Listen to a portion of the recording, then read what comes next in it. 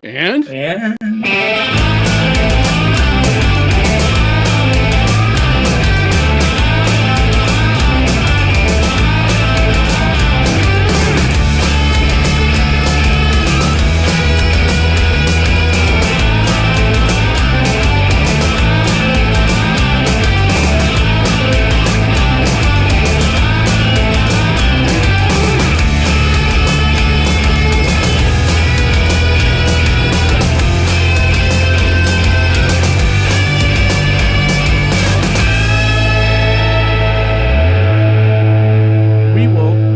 to screw it up less next time, although we can't possibly screw it up as badly as the city is screwing this up. And welcome to the This Week in Worcester podcast. I am Tom Brino, editor of This Week in Worcester. This is Mr. John Edward Keogh. That's me. He is executive producer at Manny J Media. He is president of Hollywood Group. And he is a valued and appreciated contributor at This Week in Worcester. Hey, John. I appreciate you too. What's going on? We're up against the Patriots right now, so that's going on. Good day. Good job picking Sunday. Go us. Yeah, go us. That's okay. Counter programming, baby. Counter programming. Yes. I am over. I will watch like the extended package highlights. The same thing I do with the Bruins, and I care about the Bruins much more. But I'll watch extended package highlights of football. But I haven't watched it. I actually sat down and watched a football game in, oh my God, years. I can't do kickoff. I can't do 3-and-out punt commercial or whatever, field goal commercial, punt commercial, breathe commercial, kickoff commercial. I can't. I want to throw my television. The TV version of the game is very different now than it was. But I would say most of the time nowadays I'm watching highlights. I listen to it on the radio for the article that I do for you, and that's really it. Yeah. But we got people in there. There's like 50 on right away watching us. So. I forgot what I was going to say. So that's how important that was. You wrote in your piece today about them. They kind of need this one, or they're going to have problems. Yeah, I think so. And they really should do it too, because Denver lost earlier, so now they have a chance again at the 1 seed. Because I think that the best path for them is the bye, and then because I think the AFC is wide open. Like I don't know who's going to be, but you want the other teams to beat each other up before they get to you. Sure. Yeah. They're a game behind the Bills, so they drop one. Bills, assuming Bills went out, and they're down to tiebreak because they probably have a better record in the division though. So I'm not sure how the tiebreakers play out. If they tie the Bills, I think they would have. If they lose a game, they have to lose one more game to tie the Bills. Yeah. So that's what I'm saying. If they lose tonight, now. But if they lose tonight and they win the last two, I think they still win because of the division tiebreaker. Because the division, yeah, they would win the division tiebreaker. But who knows what that does? They need the bye. Look, they're not. They've had a great year and all. They're not beating no Buffalo. They're not. There's teams in the East, in the AFC that they're not beating in a playoff game. They're just not there yet. Yeah, I don't know. It depends on how it shakes out. Like Denver. Everybody thought Denver was just going to roll to the 1 seed, in Jacksonville out of nowhere. Jacksonville out of nowhere. Came and beat them. So we'll see. In the NFC, I don't know if anybody really wants to win it now because everybody, all the teams that have been good all year are losing. So I don't know. We'll see. Although the Eagles are starting to reassert themselves, we'll see how it goes. See, football's weird. Who isn't good though? The Dallas Cowboys. They're terrible. Yeah. Oh, no, dude. Taking shots at our number one fan. Oh, no. That's going to – she's going to be – Yeah, she is. I furiously, unless she didn't hear, she stepped away for a second. She is furiously typing nasty word to me somewhere. Maybe not in our chat, but somewhere. So we're going to do, some countdown lists, talk about top stories of the year. and talk about our top individual articles of the year as well. But I did mention last week that there would be something on the agenda on Tuesday. That's what I do, girl. That's what I do. That there would be something on the city council agenda this week. It was Councilor Hajiai's item on the city auditor, who is an employee of the city council, not of don't get too technical. Just, but I mean, as far as reporting structure, city auditor reports to the city council, and the order asked for the city auditor to audit BOPS records to ensure that officer information cards, the individual record of internal investigations into an officer, and then these, and they're just spreadsheets, but these annual reports, I guess you could call it. It's really a data compilation of every investigation. No detail about the investigation. It's usually just the officer, date, report number, officer involved, what the allegations were, and then what was found, which is usually nothing. Usually they're, for lack of a better term, acquitted, or found not responsible. And I want to take a long-term look at that group and kind of how, I want to kind of look at how it's changed. There's not enough data on the current chief, but over the last two chiefs, there certainly is 11 years and 9 years. It'd be just interesting to take kind of a macro look at number of investigations and, quote unquote conviction rate and whatever. Certainly a reasonable thing for a nerd like me. Yeah. And I got 2017 to 2023, and 2024 wasn't ready at the time, but it was presented to the Human Rights Commission in June. But of course, since a year or so ago, they don't make those records public, so you have to go through the waterboarding process of the public record system in the city, which is always late and doesn't care about what the law says. Which they're certainly not unique with that, but they're not good with it either. Right. And this all originated from our the officer who had his ambulance chaser send me a scary letter. His officer information card shows that's Officer Duffy, the president of the Patrolmen's Patrol Officers Union. He's been investigated 28 times in his career for 57 total allegations. 17 of those allegations are for unreasonable force. And of course, he's been found not responsible for every single one of them, because the only people that tell the truth in this city apparently are employed by the city. If you're not employed by the city, you're apparently a perpetual and just a nonstop liar. However, I came into possession of an internal investigation report. Now, the document I have that shows his 28 investigations, 28, that was produced for me in May of this year.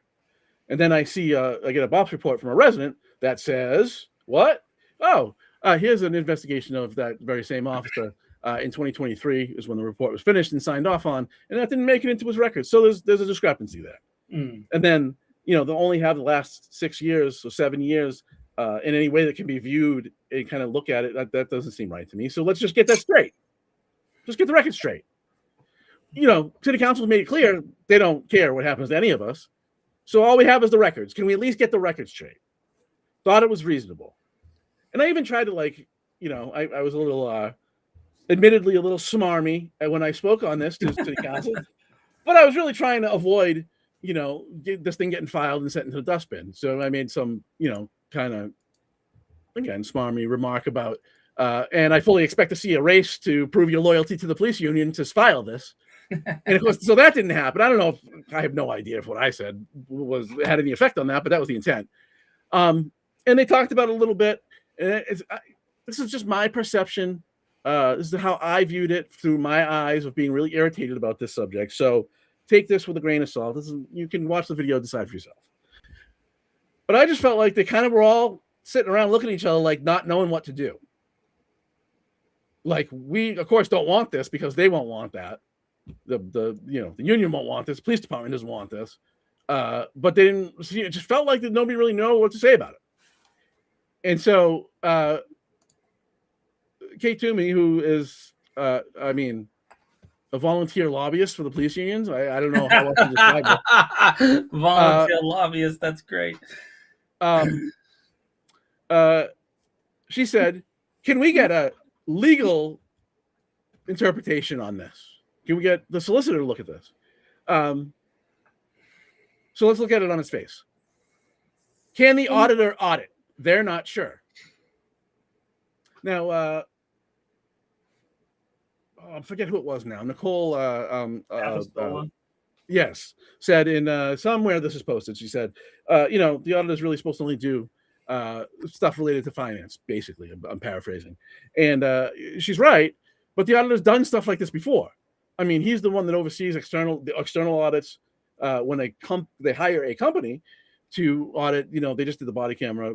We mentioned a couple weeks ago. They just did an audit of overtime in details, I think, in the body camera program. That was an external company that did it, but he oversees it, right? And he's done work like this before. I did a piece on this over the last weekend, and list just from this year 4 different examples that are not explicitly not finance that he did, right? And so I'm not sure what the legal question is. Why couldn't he? It's city held records. He's the auditor of the city council, works for the city council, but he's the city auditor. Of course he can do this. What is the legal question? And that was never identified, of course. But the reality is, of course, there is no legal question. This now gets sent to, the administration. And who does the city solicitor work for? The city manager. And the city manager is not going to want this done because the police department is not going to want this done. So they'll come up with a way to stop them from doing it. No, they just will never return. They'll just never bring back the legal interpretation, the legal opinion. And it will just go on to onto the trash heap of, most other orders that councilors bring, right? Yep. And I mean, it's a circumstance that he arguably can exploit, right? It's not like he's just like, oh, I'll just never return this one. I mean, there's so many reports that they ask for because there's no oversight mechanisms. They don't ever really bring anybody in front of them and ask them tough questions to seek their own information or require documents from any city department. They just ask for narratives from the administration because they're lazy. And so there's so many requests for information and reports. They go back forever. There's, I'm sure, thousands in the queue that it would be impossible to answer them all. And that then allows him to pick and choose. So,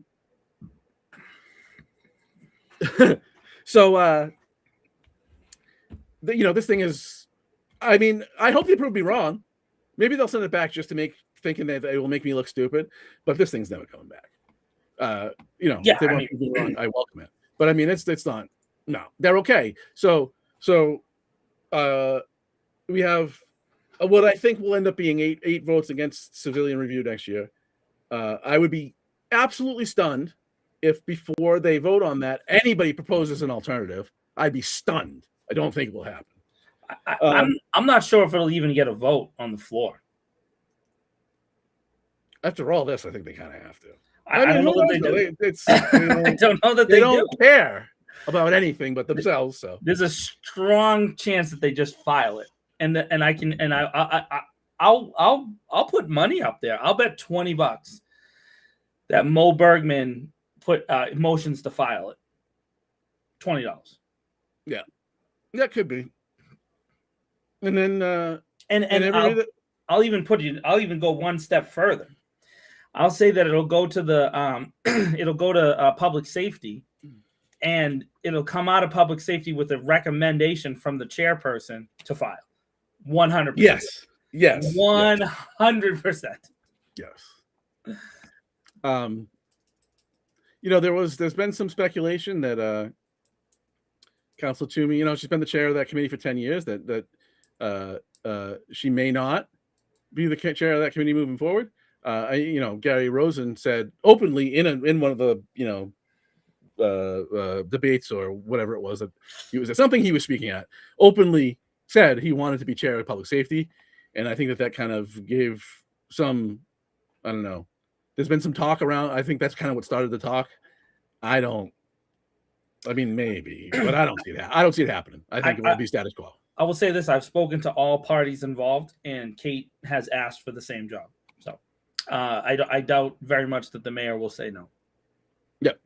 I don't think he has the chutzpah to do it. No. You guys can cut that and send that to him too if you want. Yeah. By the way, that's a new thing, Tom. I hope you know that. And that committee. No. It's a new thing that people are cutting parts of our show and sending it to varied city councilors, and then that's the part of the show that they watch, and then ask us about it. This has happened to me twice now.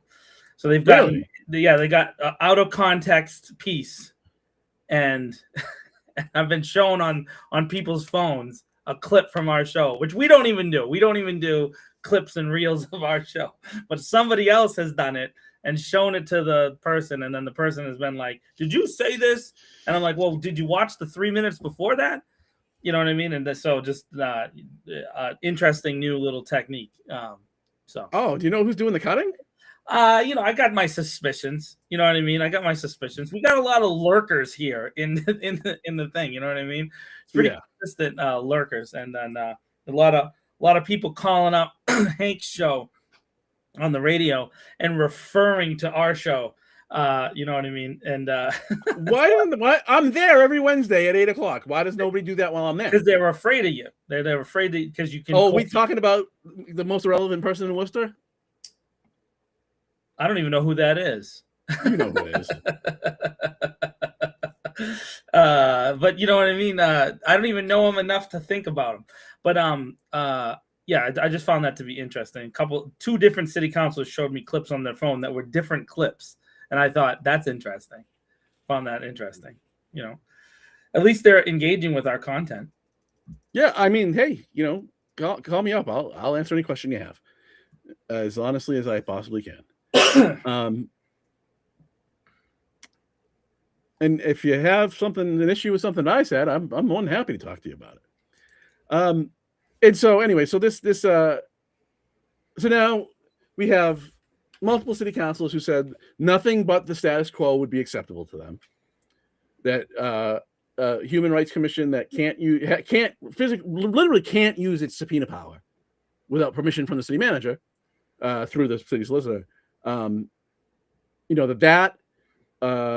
The internal investigations at the police department, which are, they're flawed by existing. Like, the second they start, they're already riddled with conflicts of interest. You cannot ask people who work with each other to investigate. It is a organization investigating itself. It's never worked. In the history of human civilization, you don't have one example of it working. It's never worked. And they insist that that's going to continue. And then they're just misleading the public about their comments about what Post does. Post runs this police certification program and sets standards for the local oversight that this council won't let happen. It does not. It does do some of its own investigations, but it has a staff of 46 people total. There are 351 municipalities. The idea that some councilors seem to want the public to believe that Post is there to do it for them is a lie. It's not going to happen. They can't do it. It's not its purpose. If you ask them, they tell you, no, we're not here to replace local oversight. Not only that, at the last Post Commission meeting, right? So you can actually go and look at, it's a public hearing, and it's something that you can go look up the minutes for. The current chair who you met, his name is gonna, it just went out. No, I met the executive director. The executive director guy has given testimony now more than once that they don't have the staff to cover every single case, and they have to rely on the agencies, both the referring agencies and the person who initiates the complaint, to do follow-up before they really can get involved. The most recent one being the guy from the Karen Reed case, The post commission didn't determine that. That was determined by the state police. The state police determined that, and then they appealed it to a court, blah, blah, blah, blah, blah. But the post commission, all they're doing is accepting the final decision by the state police. And in this case, it's because it's such a massively public situation. There's no way that it was, I thought, I was convinced they were going to give him his job back. I swear. Me too. I was convinced. And I just think that in this case, they had an attorney, the lawyer there, that's the Alan Jackson. He's just so good at the publicity of it. I just think they didn't want him to keep going. Plus, Turtle Boy. So you had those two elements that are unique. You had a really significant, local media presence, plus this dude Alan Jackson, who just knows how to manipulate and get stuff out there. So I think that's what happened in that case. But Post was not involved in that. They just accepted it. Now he's decertified and all that now, but that was after the state police decision. But that's based on the findings of the state police investigation. Right. Exactly. So not Post. Post had nothing to do with it.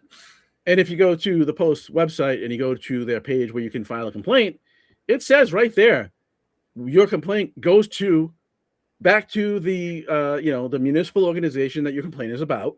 Yeah. And they do the primary investigation. It says it there. Which is funny because in the DCF case, right? So the just recent case, one of the big complaints that people have when it comes to DCF is DCF investigates itself. Again, a very similar situation. And of course, they found with that 4-year-old kid that there was no issues. They investigated their own investigation and found there was no issues. And of course, it led to the death of a child, right? So and then everybody's complaining and says they shouldn't be allowed to investigate their own investigations. So we say that about DCF, but we don't say that about police organizations. It's just wildly incompatible with reality. It's just wildly. Again, it's never worked. And at the federal level in this country, the intelligence services, including the CIA, and every branch of the military, there's inspector generals all over the place. These are, quasi-independent investigators that are there to find facts and look for wasteful fraud, abuse, and corruption. They don't work for the branch, whatever the branch they're charged with investigating. They're in charge of investigating. So there's they created kind of a quasi-independence. So these people aren't investigating people they work with. They're investigating people they're in charge of oversight of. It's a very different relationship. And of course, some city councilors, they're just against checks and balances. They're against one of the, fundamental tools that the folks that created our governing system here gave us to try and preserve it.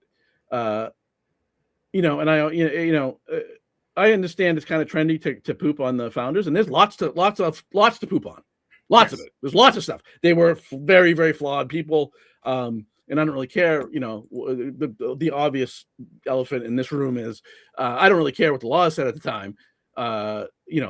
Slavery, especially American-style chattel slavery, was never moral ever, regardless of what the law said. So. But with that in mind, they were, ahead of their time. I mean, if, Madison, Jefferson, etc., were alive today, they would still be some of the foremost experts on governance on the planet. Okay. So, these people in this subject area knew what they were talking about. And it seems like these city councilors, a majority of our city councilors, certainly now and in the next session, just do not believe in those fundamental American things. They do not believe in checks and balances. True. They do not believe in separation of powers at all, because they don't do it at all. I mean, these people won't even, this majority has steadfastly refused to hire an attorney to provide them independent legal advice and allow them to do what their actual job is, which is ordinances. Instead, they have to beg the city manager to have the solicitor write them for them, even though it's supposed to be a separate. I mean, it just defies everything that we've been taught about basic American civics. They think that this is their country club and they can do whatever they want. I had a conversation, but I gotta be careful. Got to be careful with a current city council member, right? I think that's pretty easy right there. And they said the current city council member said to me, "When are you guys gonna stop talking about that subject?" Never. And I said, never. And then I said, well, I mean, are you guys, when do you think you guys will ever do anything, And they about said it? Never. And they said, as far as they're concerned, like internally, from conversations internally, and they never meet, No, right. They never have, they never violate open meeting laws or anything like that. No. That they feel like they've done it, and that that they can navigate around like the mayor's promise to have 5 open public hearings, which has never happened. Right. Things like that. They can navigate around it. And I think that I hate to say it, but it's likely to continue. Yep. And there's only 2 ways that it'll change. And one is there'll be charter change, like the city's governmental structure will change, or somebody dies. And then there'll be change, because that's really how this city operates, is, based on, something happening that's drastic. And then, I mean, it's just like, maybe the most recent example that's not really pertinent to this, but it's separate, is the Shrewsbury Street, the speed limits and the way that the lights are designed on Shrewsbury Street, and police officers actually enforcing the law on Shrewsbury Street, which of course there have been no police cars there for years and years and years, right? They just don't really do that area. Of course, then we had the summer of pedestrian deaths on Shrewsbury Street, a couple years ago.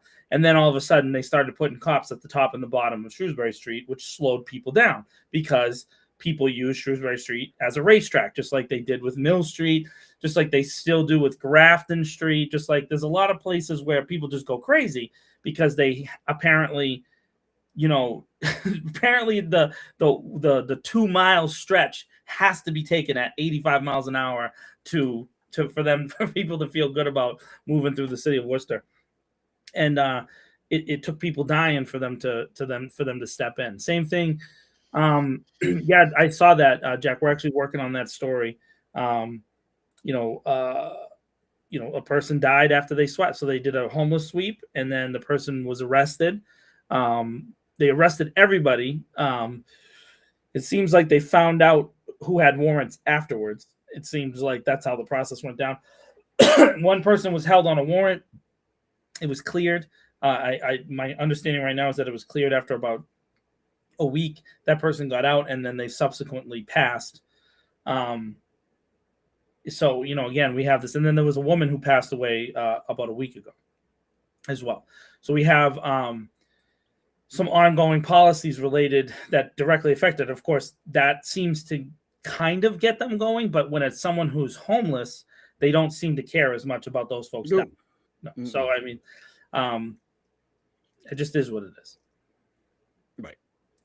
They just, because of course they're from the towns. They're not from here. That's their the immediate right thing, is like, they're from, and you can't give people help if they don't want it. The mental health and the drug addiction just prevents them from wanting help. So we can't, what's not our responsibility. Blah, blah, blah, but it doesn't matter.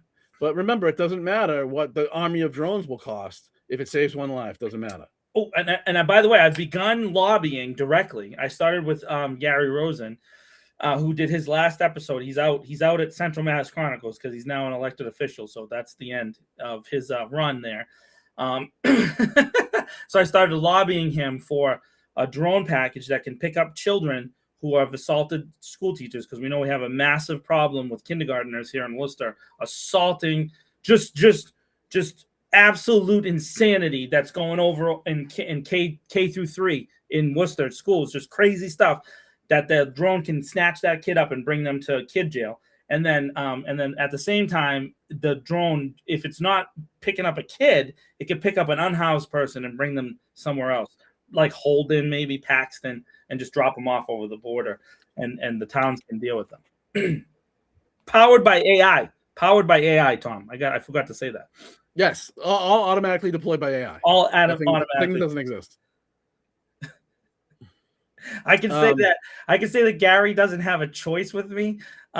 So I because he's stuck dealing with me because I'm in rooms that he's in. So he does have to answer. But again, he doesn't have to answer on the council floor. But I will hold him accountable. He said some things during this campaign, and that I'm going to make sure that I don't believe him. And I told him that. I told him I don't believe that he's going to do what he says he's going to do. So we'll see. We'll see how it goes. He says he made at least 4 separate public statements that he was going to bring the Civilian Review Board as an order himself.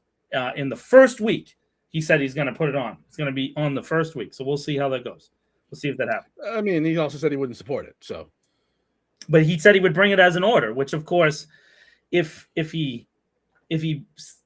doesn't bring it as if Gary Rosen brings it as an order, there's a likelihood that there'll be an actual conversation about it. At least you get to see on the floor people have it, because I think that Gary would take it okay, people forget this dude was on the city council and the school committee for a long time, and he had very specific sets of behavior.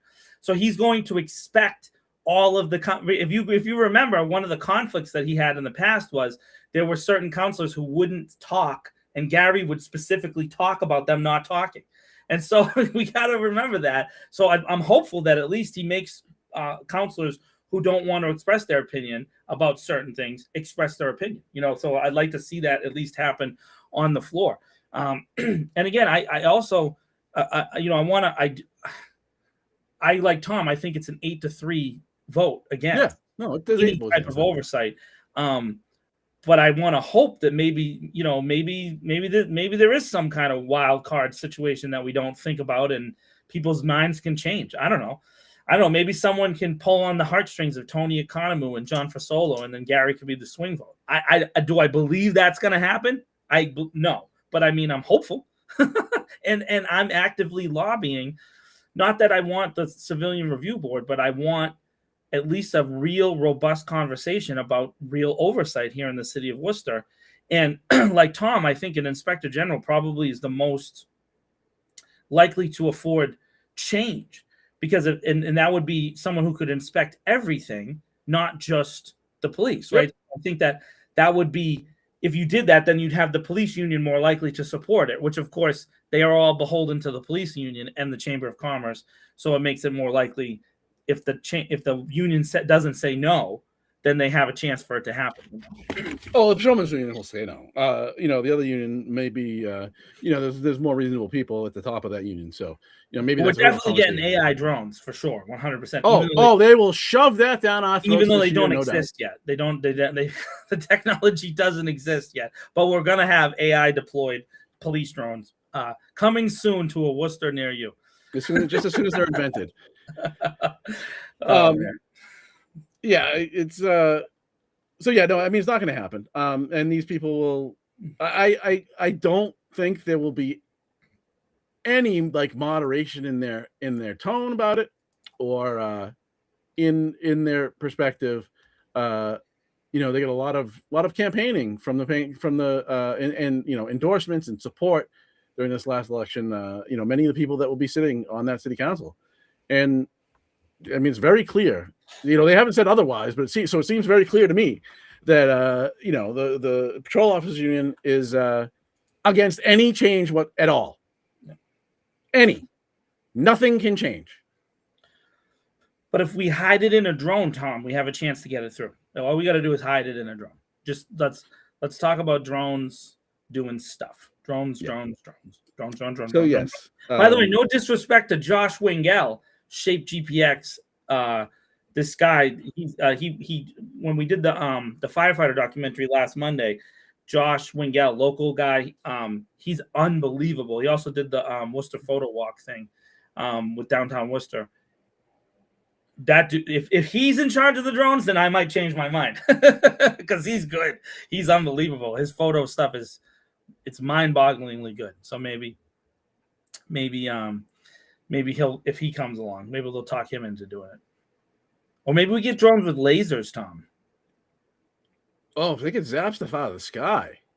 Yeah, I mean, because wouldn't the police want to zap the unhoused population instead of having to use a bulldozer? They could just send little laser beams down.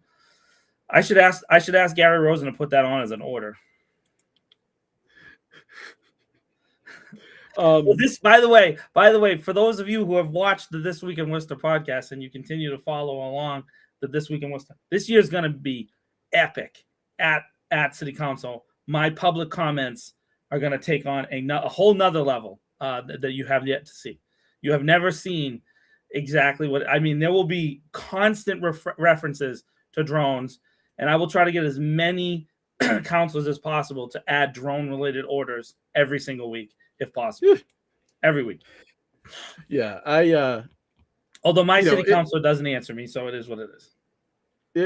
If they do take up civilian review, I'll probably be there for that. But otherwise, I wouldn't expect to see me there too often. I'm all set. I don't want to catch the neo-lib brain rot that runs that place. By the way, they will be really nice to each other. They will be really, really nice to each other. Yeah, because that's what's super important is that nobody. Because this year, Tom, I don't know if you knew this, but this last 2 years was the worst in history, according to them. The worst ever as far as decorum in the history of Worcester politics. There's never been a council ever that like there's never been someone who threw a water bottle across at someone else, or there's never been someone who cussed somebody else out, or I mean, there's never been like threats on the floor or anything like that. You know, there was never like a 10-year stretch in the 90s where people were throwing, all kinds of ethnic slurs at each other. I mean, that's never it has been a peaceful, functional city council in its entirety. It's never been as bad as it was the last 2 years. The 100%. I know everybody agrees about that. That's universal opinion. Of course. As soon as it wasn't all white people, it suddenly got very, something. It's just so dumb.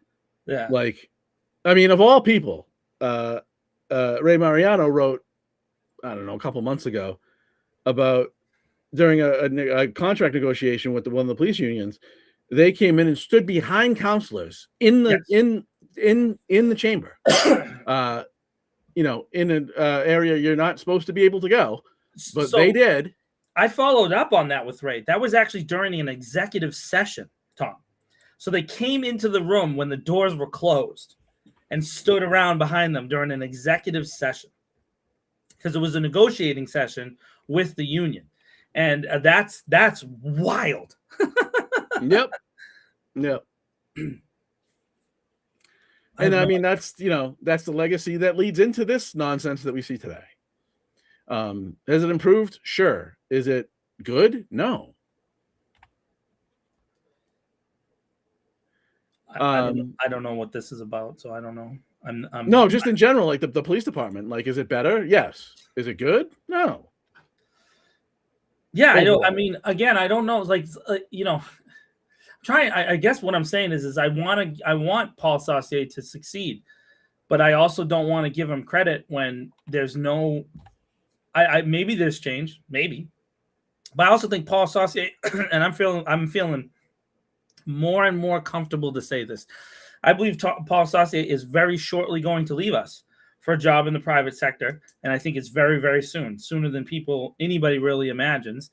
And I don't know that the structural and cultural changes that him and Eric Batista talk about so much are effectively in place. So I don't know if he's doing a good job or not. I think that people are probably listening to him now. Mm-hmm. But I don't know that means that anything has changed at all, because I don't know that he's truly in charge of the police department. He might be the chief, but man, a lot of the things that Tom Duffy wants definitely happen for sure. And so I have a hard time believing that he's really truly in charge. And so, if he was really truly in charge, there would be a robust, real commitment to transparency and ethical accountability. And it just doesn't exist. And just even with this latest thing, when you ask for a record now and you say, I would like this particular officer's history, they dick around with it. They don't want to give it to you. And so, and again, you have to. No, those they give up pretty easily, because, I mean, that was I mean, it wasn't exactly that document, but the lawsuit in which they paid, over $100,000 for the Telegram and Gazette's attorneys. That's how bad that the defense of their case was. Was about police records. So they're pretty forthcoming about that stuff. But I mean, those stuff are all public records. They could just put them out. And Yeah, of to course, me, they're not there gonna was do that. like remember we've heard a lot about dashboards. I mean, Yeah. the public safety chief loves the word dashboard, loves that word. To me, all the records that are in history, just scan them suckers in and put them up there. Just Yep. scan them in, put them up. Scan them in, put them up. And if they make you look bad, then, like, by the way, the self-inflicted wounds of the Trump administration with the Epstein files over the weekend, just put them up. What are you doing? You know that people are going to come after you. Like, it's self-inflicted nonsense. And of course, it makes the conspiracy theorist in me. I'm 3% conspiracy theorist, by the way, ladies and gentlemen. 97% Irish, 3% conspiracy theorist. And the 3% conspiracy theorist in me thinks, man, they just want this story to stay in the headlines because they're in the middle of doing some other bullshit that they're trying to get away with. And so they're okay with it being in here because they think that they can get away with it. And they do. They passed a law and they broke their own law that they passed, which is wild, which is just wild. What do you mean? So the deadline was Friday at midnight. Oh, yeah. For every document that they had. There was no timeline extension. Right. So they broke their own law.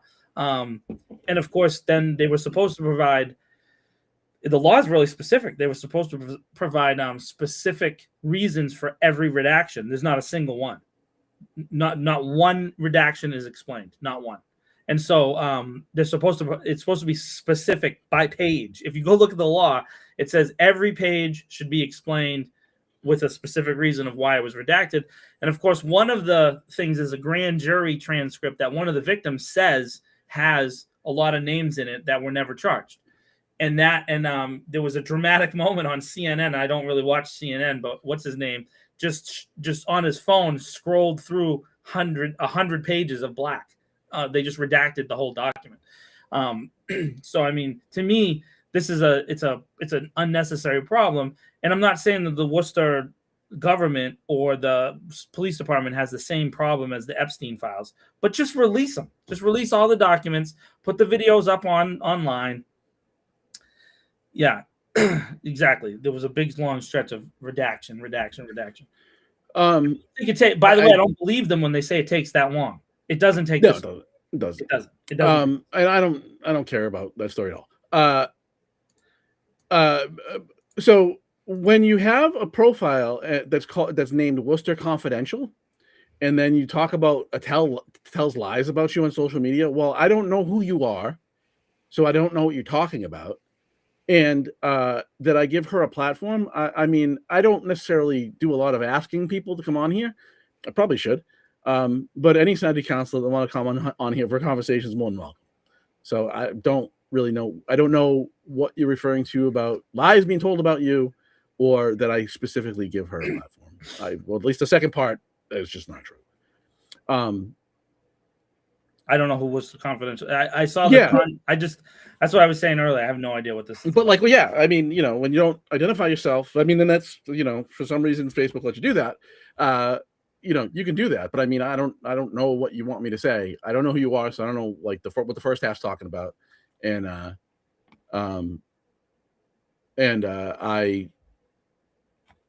don't give her specifically a platform here. I was pretty open to any city councilor. Has she ever been on the show? I did not this past cycle, the cycle before. I did interviews with every preliminary election candidate that would come on, and she was one of them. But I mean, that was I did like 2+ years ago. I did like a dozen of them, though. Yeah. I mean, the mayor was on. George Russell was on. A bunch of some preliminary candidates that didn't get through the preliminary election. There was a bunch of people.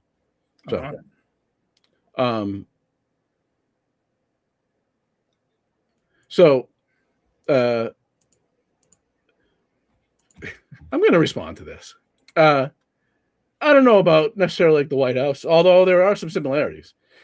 But I mean, look, there's a piece of Worcester's history that this city was very, organized crime organizations were very much involved in how the city ran.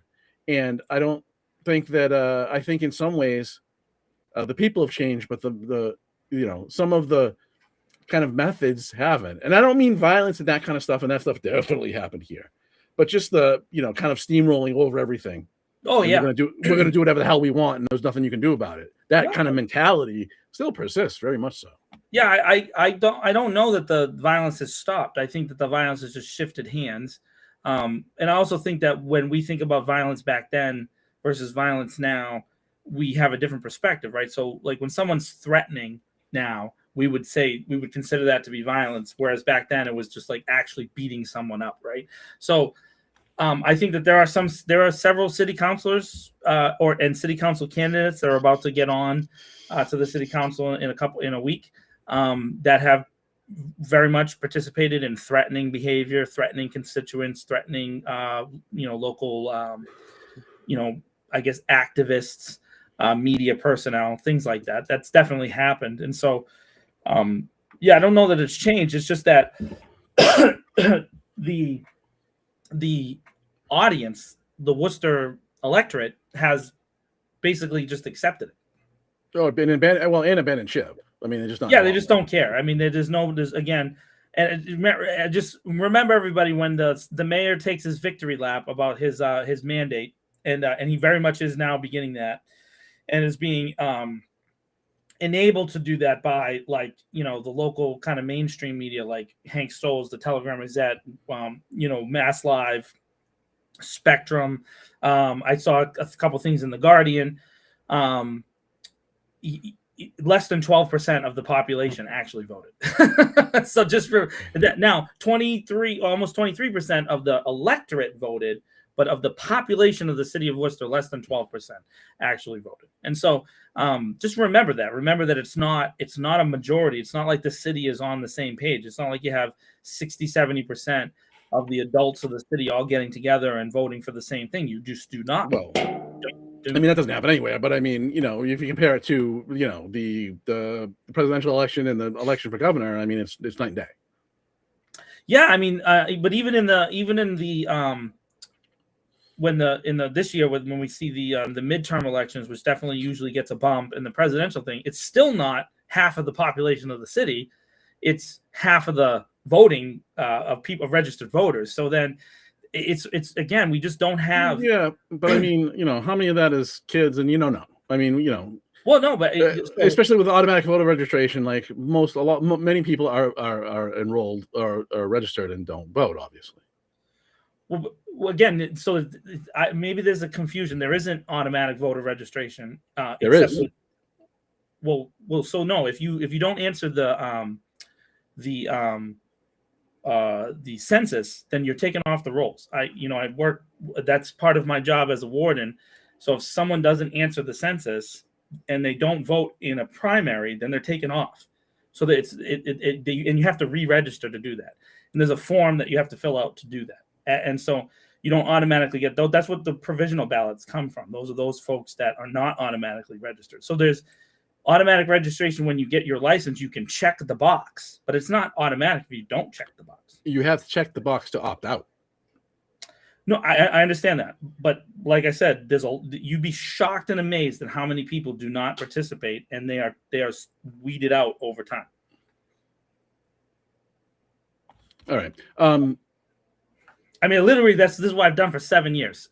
No, I know. I mean, they just changed the law, though. So, I mean, people are being registered and not knowing it is the bottom line. Yeah, for sure. And they're still not participating. Right. In the elections, even during presidential, even, the history making, the Joe Biden, Trump, the first one, right? That was the most participation ever. And it was still not half of the population of the city of Worcester. Oh yeah, I don't remember what the Worcester. It was 61% of the electorate, but it wasn't half the population. So it was just. Well, I mean, half the population isn't eligible to vote, though. I disagree with you, but it's gonna take too long to explain it. It's a long show. I mean, not that half the population isn't eligible to vote, but I mean, you know what I mean. Yeah. Everybody's not eligible to vote, so by using the total population number is silly. I don't think it is silly. See, that's the thing, is that attitude, that tone that you just took right there is the reason why people don't participate. And so there's a ton of people who don't participate because of that. Because it's like, well, it just doesn't matter. It just whatever. It doesn't, no, it does matter that more than half, it's not even more than half, less than 12% of the actual living beings in the city of Worcester are actually involved in the election last year. And we're shouting from the rooftops, Mark Henderson, 0-6, we've increased from the last time. We've increased. We went up a half a percentage point from the last time. It's wild how disconnected from the actual process living beings are here in the city of Worcester. It's wild to me. And part of it is by design. It's by design. They don't want people to participate in the voting. Oh no, they don't. They don't. That's why. I mean, that's why they. That's I think a secondary reason, but still, that's in the equation of why. They've basically there's no participation in city government anymore. They basically ended it. And the city is begging for people to be on boards and commissions. And by the way, I am still actively discouraging people from being a part of the boards and commissions, actively 100%, because the city manager doesn't listen to the people that are by charter supposed to advise him. He will, if you disagree with him in public, he will torpedo you in any way he can. Eric Batista's record on the boards and commissions is an abject failure to lead. And so when it comes to the Human Rights Commission, he let not just himself, but he let proxies, including some of the people that are in our chat, just destroy Ellen and I always forget her name, Elizabeth, right? The former chair and vice chair of the Human Rights Commission, just run down, just destroyed constantly. And then his special appointees that he got in there afterwards, including Father Jonathan Slavinkas, who's a literal person of the cloth, has at 4 of the meetings that he's participated in hammered the former members. He's made sure to criticize them as being, politically motivated and all this other stuff, which of course is him revealing his own political motivations, by the way, as the police chaplain for the city of Worcester, which is just wild that kind of stuff. So those two, it's wild that the city manager is even trying to get people involved. And so at this point, I've taken I used to encourage people to get involved. I was the former chair of the Cable Commission. And when I disagreed with him, obviously you guys, if you followed the story of the Cable Commission, he just absolutely lambasted us and then lied and all kinds of fun stuff since then. And so, which of course the Cable Commission has never been reconstituted since then, because anytime someone's name goes on there, I call them. I call them immediately. If I can find them, if they put their name on there, I call them and tell them what the city manager is going to do them. I actively discourage people to be on boards and commissions in the city because the city manager does not listen to you at all. Doesn't care about your opinion unless you agree with his preordained opinions. He doesn't care about you at all. And I know there's city councilors who hate that I say that, but I'll continue to say it. Just doing a little fact checking while I was over here. About a quarter of the population is foreign born, and about half of those are not citizens. So that's about 23,000 people, and then 20% of the population is under 18. So that's like 30-something% that can't vote. And still, more than half of the population does not vote. Like the numbers, you can add them up and you can bring in the people that are not eligible. It doesn't matter. Physical population of the city of Worcester, more than half doesn't vote. Even if you account for 18-year-olds and below, they don't participate in the election. And it's a failure of leadership from the city of Worcester. The fact checking doesn't mean anything because I'm not disagreeing with you that there's people that can't participate. That's not what I said. What I said is that of the people that can, the physical population that exists in the city of Worcester, there is a process, by the way, for people who are not citizens to be able to vote. Tom, there's a process. You can become a citizen. You know that, right? Oh well, yeah. Yeah. So with the, I'm in the wrong mood, dude. But this is an obvious point. Nobody participates in the actual election process of the city of Worcester. This is something that you've said yourself. I don't know, for years and years and years and years. I agree. The fact that you're arguing with it doesn't make any sense. What I'm telling you, there's no enthusiasm for the city of Worcester's process. Do you understand that? You get that? That's what I'm saying. Right. So fact checking it makes no sense. You're not fact checking anything. You didn't. I don't know what. So take the actual physical availability. Less than 12% of the people who live in the city of Worcester participated in the election, or even tried. That's an abject failure. Not only at the city council, there's no enthusiasm. There's no heroes here in these. And by the way, these numbers are consistent. Even if when you go back to the Jordan Levy era, the miraculous early 90s, late 80s era of participation, we're talking 18, 19%. It's not that high. It's not. Now, of the voting block, the percentage was much higher of how many people are eligible to vote, which is what I'm saying. I find it really difficult to understand why people don't go, even when there's automatic registration. Automatic registration, in my opinion, drives down voting. Because those people don't even know that they're registered. Oh, yeah. That drives the percentage down, yeah.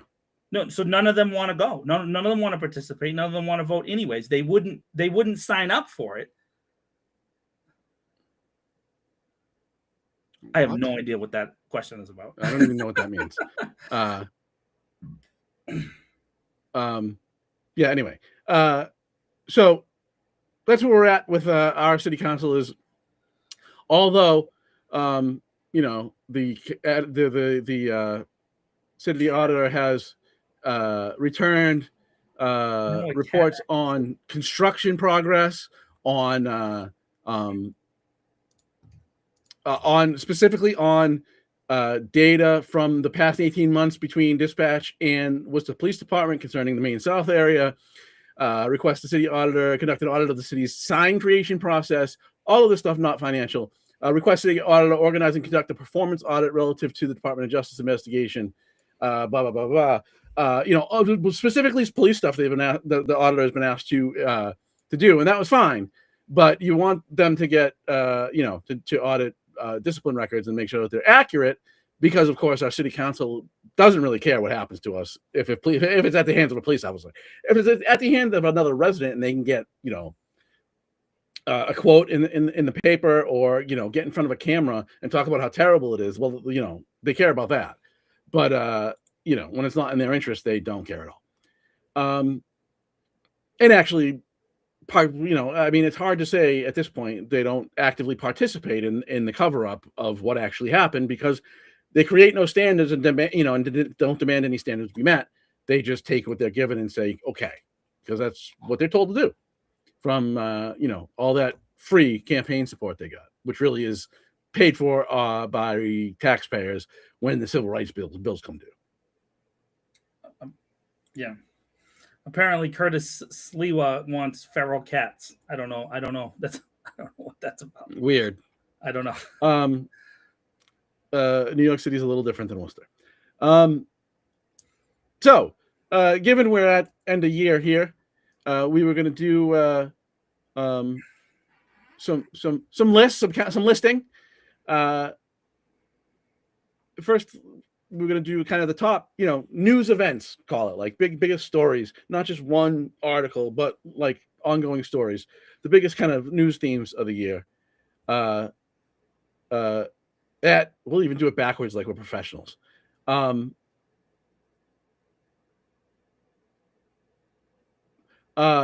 Police accountability being number 5. It was a big story. Nothing happened, at least from the city's end. Besides the police department created some new policies, but I don't take away that it's difficult work, and there's, it's got to go through there's this whole process that's going to go through before it becomes official and blah, blah, blah. I'm not saying it's not work to do.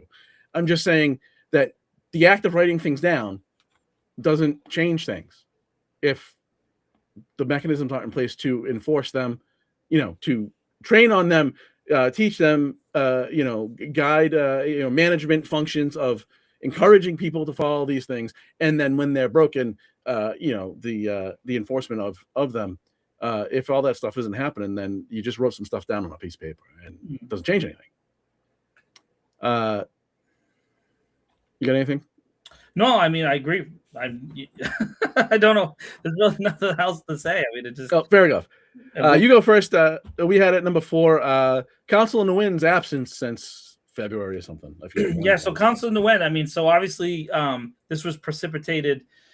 There's two parts to this. So, one, there was a lot of controversy around Council Nguyen. Well, no, I shouldn't say council. There was a lot of complaining done by, the kind of the majority block about Council Nguyen, who participated often via Zoom, even though Donna Calorio, I remember when we did the reporting, at the time, Donna had actually missed more meetings in person than Council Nguyen. So, but a lot of complaining about that. A lot of issues related to them not attending the thing. So then when there was a controversy about that, Council Nguyen accused Candy Merrill Carlson of using a slur for a transgendered person, right? So I'm not going to repeat it, but whatever, there's a word that people use to kind of mess around with folks that identify, denigrate, dehumanize, denigrate, hurt their, and there was a lot of reporting around it, and there was a lot of folks that said that it happened. There was some staff members, Tom and I were involved with trying to get them to come forward. They wouldn't. There was a city councilor that said that they heard it, that refused to come forward. A lot of that kind of stuff was going on. And so then it resulted in an order, which I believe was filed by Attell and Christian, if I remember correctly, asking for an investigation, asking the mayor. And so then there was like a lot of back and forth. The city manager said that they couldn't get involved in it, and then the mayor refused. There was an opportunity at one point for Candy to apologize, and so Candy refused to apologize, didn't acknowledge it. And then, of course, there was 4 weeks kind of protesting. This was in February, and then after that order was voted down, Council Nguyen stopped attending city council meetings. So yeah, I mean, that's certainly the backdrop. I think I explained it correctly. Yeah. I would just add a couple things. When this all kind of exploded on the floor, I remember, and I think this is kind of the point that's lost. This was right after they did, in December, they had done the city manager's contract. Right. And in the last meeting of the year, I forget what was going on. I think it was DOJ report stuff. And Councilor Nguyen held the approval of the contract. That's right.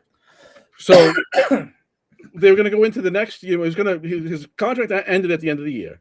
So he would have missed, a few days, right? It would have just been till the next first meeting in January, and where they could have just done this then. And he wouldn't have, he wasn't going to quit in that time. He would have still got paid. He just wouldn't have got paid his raise. They just would have back paid him for a few days, really. Right. And that wasn't good enough.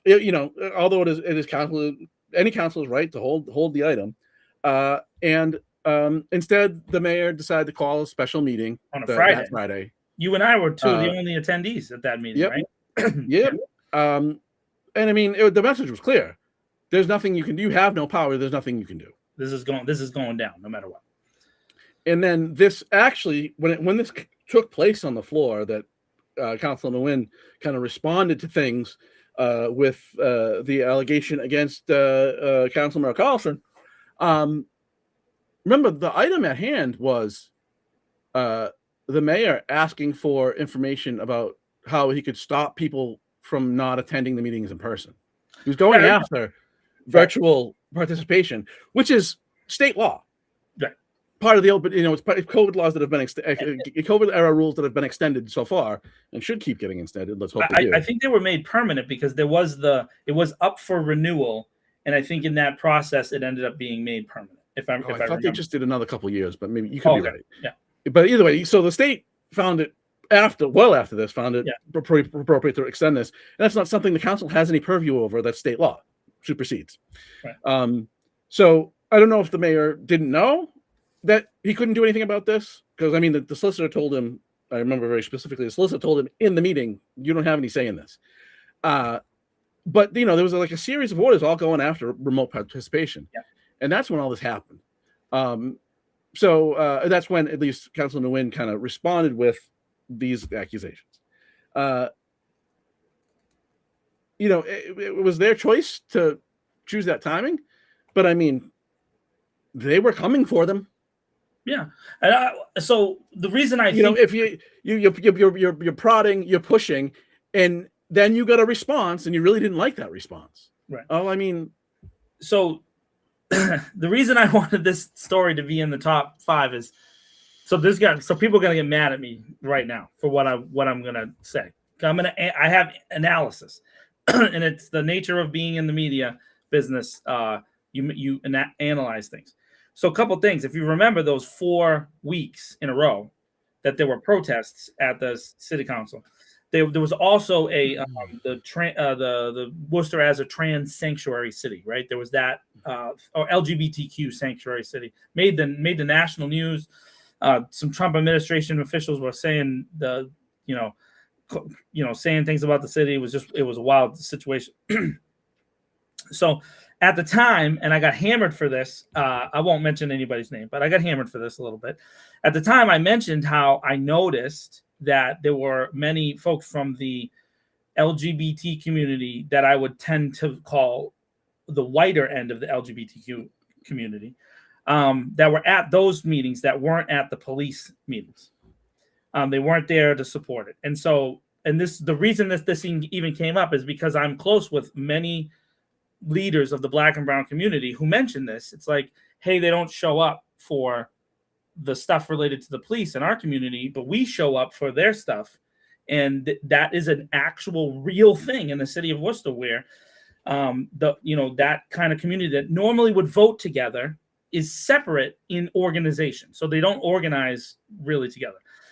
And then right after that was the beginning of the No Kings protest. And I wrote an article for Tom about the Worcester Indivisible, the first one, which I think was in March or April. I forget when the first one was. And I had written an article. Oh, you made people big mad. Yeah, people were mad at me, and I think they're still mad. I think people may have forgotten that article, that series of thinking that I was doing, which was that a lot of the Worcester Indivisible people aren't actually from Worcester. They're not. They're several of the leaders are from Auburn and from outside the city, and that group of people is kind of the classic traditional Democrat, the 60s, 70s era thing. And one of my critiques was that when I got there, they were singing like Bob Dylan songs, and there was nobody young in the audience. And I took pictures of it and video of it. There was really nobody young. Now, over the course of the year, the crowds diversified, but there was no real coalition that voted here in the city of Worcester. And the reason I say that is because nationally, there was the elections that were in the fall went to the Democrats almost universally. There was very few that they didn't. But here in the city of Worcester, they didn't go. The city became more conservative and less Democrat and less liberal, I guess, but less kind of that thing. They went more towards Trump policies than they went away from them. And so I just pointed that out. And I think that there was a real interesting dichotomy in thought between the two groups that are organizing there, and that this issue became more about Councilor Nguyen and Councilor Nguyen's specific feelings, and everything that they said they have a right to say. I think Candy should have apologized. I was there that day. I thought that there was a real extension by Councilor Nguyen asking for the apology. I thought that the opportunity was there, and there was a chance for real healing to happen in that room. And it didn't happen. Denial. No, nobody ever did anything, blah, blah, blah. Yeah, so I just want to point out that Councilman Carlson, to this day, says it's not a thing that right. ever came out of her mouth. That even though there's, and again, the people who said that they saw this have never come forward. So it's a he said, she said situation, yeah. Right. But I tend to believe Councilor Nguyen in this particular case that Candy would say stuff like that, because I've been around Candy. Candy said some rough stuff. So it is what it is. Like, I wouldn't be surprised if this conversation took place, or that at least tonally that Candy approached Councilor Nguyen with a negative tone. And so whether the word was said or not, whether you believe that, that's up to you. But I definitely would say that there was some kind of negative conversation took place between the two people, and it was an opportunity for healing, and it was rejected. And I think that it affected directly the election and all the politics afterwards. I think it affected the tone of the city council that Gary Rosen says was the worst city council in the history of mankind. I think it affected, some of the positive things that could have happened and maybe coalitions that could have been formed. And again, and then Council Nguyen never came back, which of course led to criticism of Council Nguyen and became a campaign issue that Mo Bergman made an order to try to strip Council Nguyen of their salary. And there was a lot of stuff. Now, you and I know that Council Nguyen actually did attend many of the city council meetings via Zoom. So they just did not participate in voting. And so I know that, that I've done that reporting a couple times. We've talked about it on the show, and I've talked about it, publicly. But city councils have asked me about that, and I've told them that. I said, Council Nguyen's actually been there many times, just not participating with you because they don't feel supported. And I would say that my opinion about that is I really wish they had participated in votes. Yep. I think that would have been better for some of the folks that were associated with Councilor Nguyen, like Councilor Attell, and I think it became a drag on them politically. And that's my opinion. And you can hammer me all you want for it. I just believe that that's my opinion. And I think that you saw other city council candidates run away from the coalition that was used the 2 years before. So there was less about this block of progressives, and it became more about individual councilors.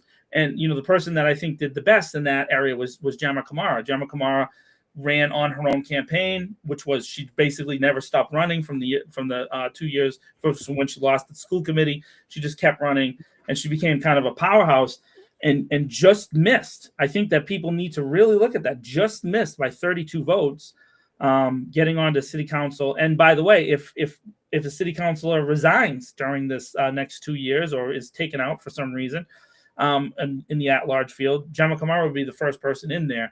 And so I think that her accomplishment, it just wasn't celebrated as much as it could have been, because I think that there was some negativity that extended from that thing. It's not to take away Councilor Nguyen's rights to say whatever they want and to ask for an apology in that situation. I think that was right. And then I just don't know if after that, if the point was made when there was votes that were very close that could have been changed. Yeah, and I some background here that we should add. Part of Council Nguyen's decision was also safety concerns. Safety, yeah. Absolutely. Look, just about everybody in public life gets threats.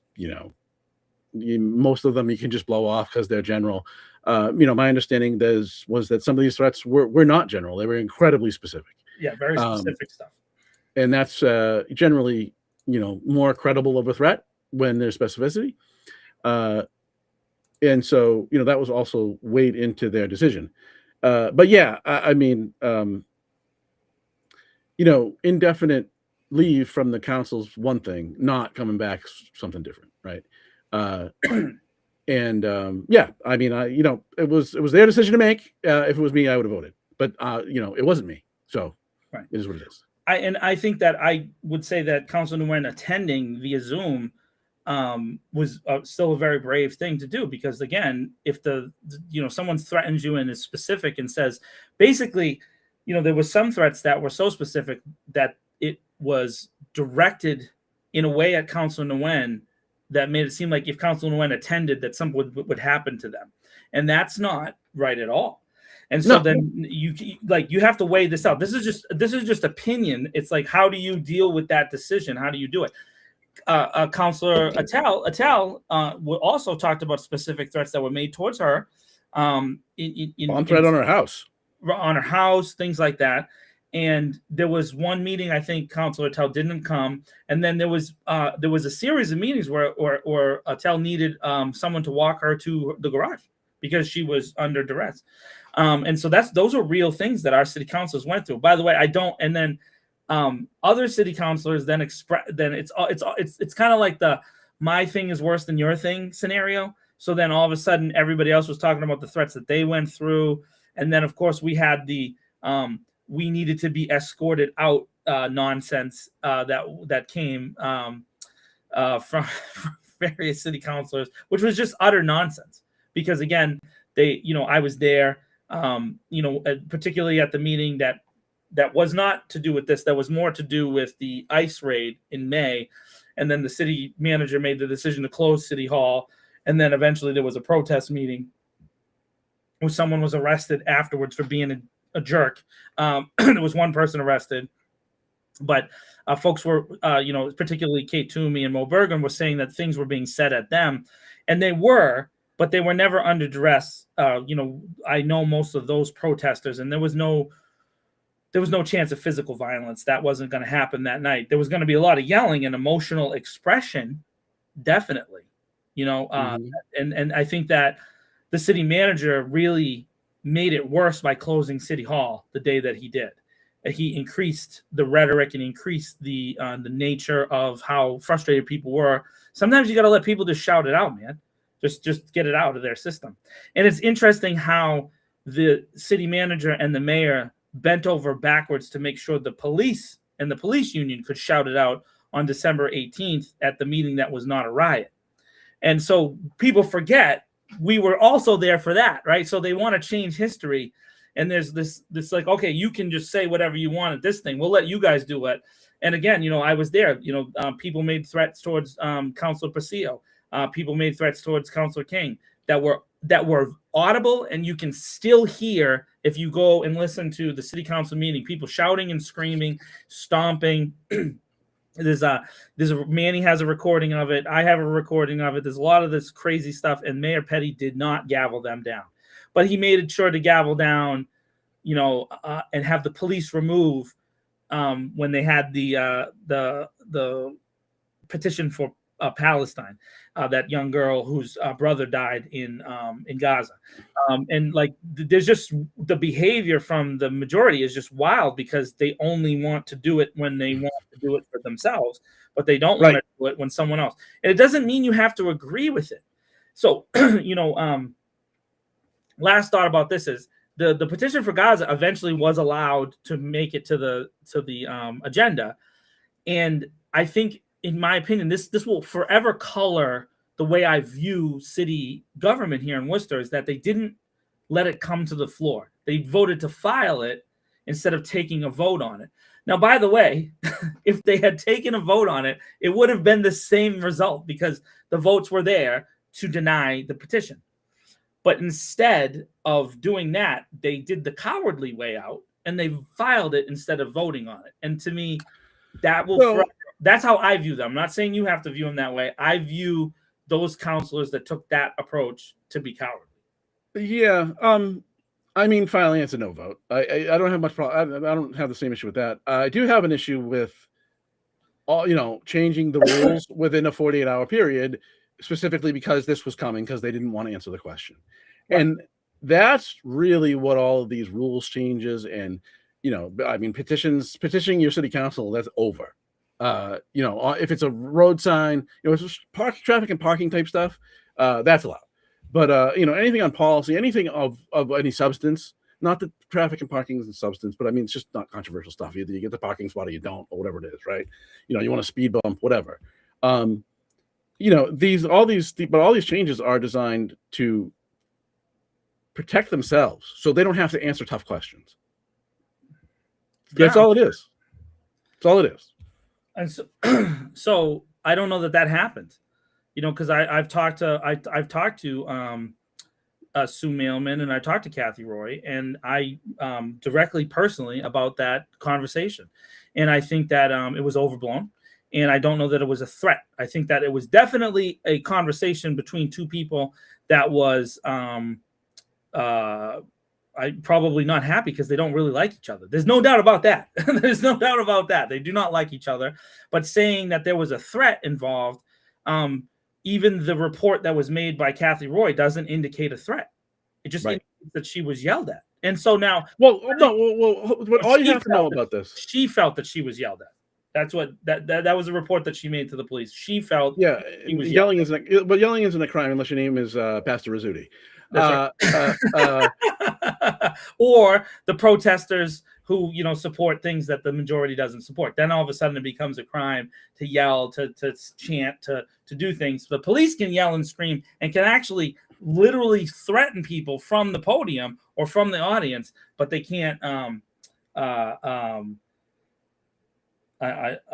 don't know what that means. Yeah, I don't. This person won't say who they are, so I just at this point I don't care. It's a waste of the show's time. Yeah, but to that quickly for the Mailman Roy thing. That happened immediately after the meeting closed. Yeah, Sue had to walk across the entirety. They sit on opposite sides of each other. Yeah, she had to walk straight across the council chambers, and the only person that noticed anything, there was only two people in the room. The meeting just ended. There was 9 people there because there's 9 members of the council. Yeah. But only 2 people saw that this very tense altercation happened, and that happens to be Maureen Benenda and Diana Biancari, right, who are not my favorite people, but that's really irrelevant. They vote in the block together. So the mayor didn't see it from looking over, sitting above everyone, looking down on the whole thing. People sit next to Mailman. Nobody else saw it but these 2. Not only that, Makes no sense. The Telegram and Gazette reporter who was sitting right there didn't see it, who then reported on the police report. There's a TNT reporter that was sitting there and didn't hear the altercation, just reported on the thing. And by the way, Diane and Maureen, when asked by the police that were called the follow-up, didn't indicate the same thing that they indicated to the press. So again, well, I mean, so now we're getting into accusations against the mayor and all this other stuff. There's multiple members of the press that were there in the room. And so, are you saying that everybody lied? Well, this is vast. Are we dealing with a vast conspiracy? Sue Mailman controls the world. Yeah. The Sue Mailman, who the mayor endorsed her opponent. It's just interesting. But again, by the way, Sue was I thought Sue was honest. And Sue said that she doesn't like Kathy. She's really honest about that kind of stuff. And I don't know what else you're asking for. And by the way, I don't know what the threat would be. What's the threat? Is Sue gonna fist fight Kathy? Is that what you guys are saying? Is that what's going on, guys? I mean, come on. First of all, Roy, it's not a guy. It was a lady reporter, and it was more than one. But there's one from the TNG who was there and didn't see it. So I don't know what you guys. You guys are preferential treatment done if you have a platform in terms of public records. Can I just stop for a second, Tom, before we move on to the next one? It's wild that you guys are saying this to us this week in Worcester when the Telegram and Gazette just picks randomly who they want to be platformed or not platformed. Like, did you read Ray Mariano's article on the school assault problem?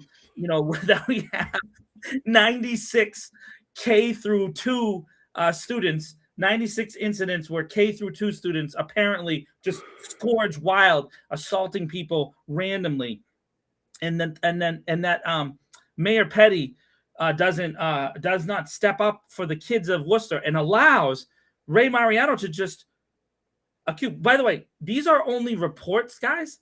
You know what I find interesting about that whole thing, Tom? They just assume the kids are guilty. Every single person who criticizes that number assumes that the 158 reports that were made by teachers are all 100% accurate. What happens if one of them's wrong, guys? This is what I'm saying. So you guys are here talking about we're making this big. We have this big. By the way, again, our platform, Tom. You and I are just king making left and right across. Oh yeah, in the According to the chat, we're just running the show, dude. Meanwhile, the city manager, if I get a quote on background, the city manager will release a statement accusing us of lying. The police department immediately goes after us anytime we question anything. And you guys are actually in the chat, the two of you and Fred, saying that we have this ability to make platform people. Wow, it's just that's a brand new thing. I didn't know we had this kind of power, Tom. We're just like, I mean, people in city government are not fans of us, as it should be. That's the way it should work. By the way, no one's listening to us except to criticize us. So it's not like, I mean, there's some people that support us, I guess, and may take our reporting seriously. But the idea that the city takes us like the way that you guys think, wild. Yeah. Just wild. Yeah, I would even say this. I've there's been petitions I've asked for from all the folks in question, and they haven't taken my petitions. Yeah. So like you act like every single like beep beep beep beep. I call up Attell. Hey Attell, put this report on for me, and it just happens instantaneously. It doesn't. I've known Jenny since I was 16. Right? Her husband, me and her husband went to high school together. She's an incredible lady. I've asked her for stuff she hasn't put on. She's put stuff on for me before. I've asked the mayor for stuff. He's put stuff on and not put stuff on. It's happened depending on the councilor. Like I've gotten rejected by it. I don't have universal sway with the city council. I just don't. Who does? I don't know anybody that does. And like everybody else in the city that tried to put in a petition this year, I had 2 rejected, and then I just stopped putting them in. How many did I forget? You did a report. I forget how many I had rejected. I forget how many you had. 4 or 5. I had 2, but I mean, they're only up 715%. Unfortunately, that's the perception that me and Tom are running the show in the city. Yeah, you're the one. I mean, thanks for thinking so highly of us. Whose perception is it? 5? How many people? Like, how many people actually believe that? That's nonsense. That's utter nonsense. I'm sorry, whoever's telling you that, they do not have any influence in the city at all because they're barking up the wrong tree, guys. Yeah, the wrong tree. I mean, I've been, whatever. I've been doing this since I've been at least involved here since it started in 2017. I didn't write at the start. But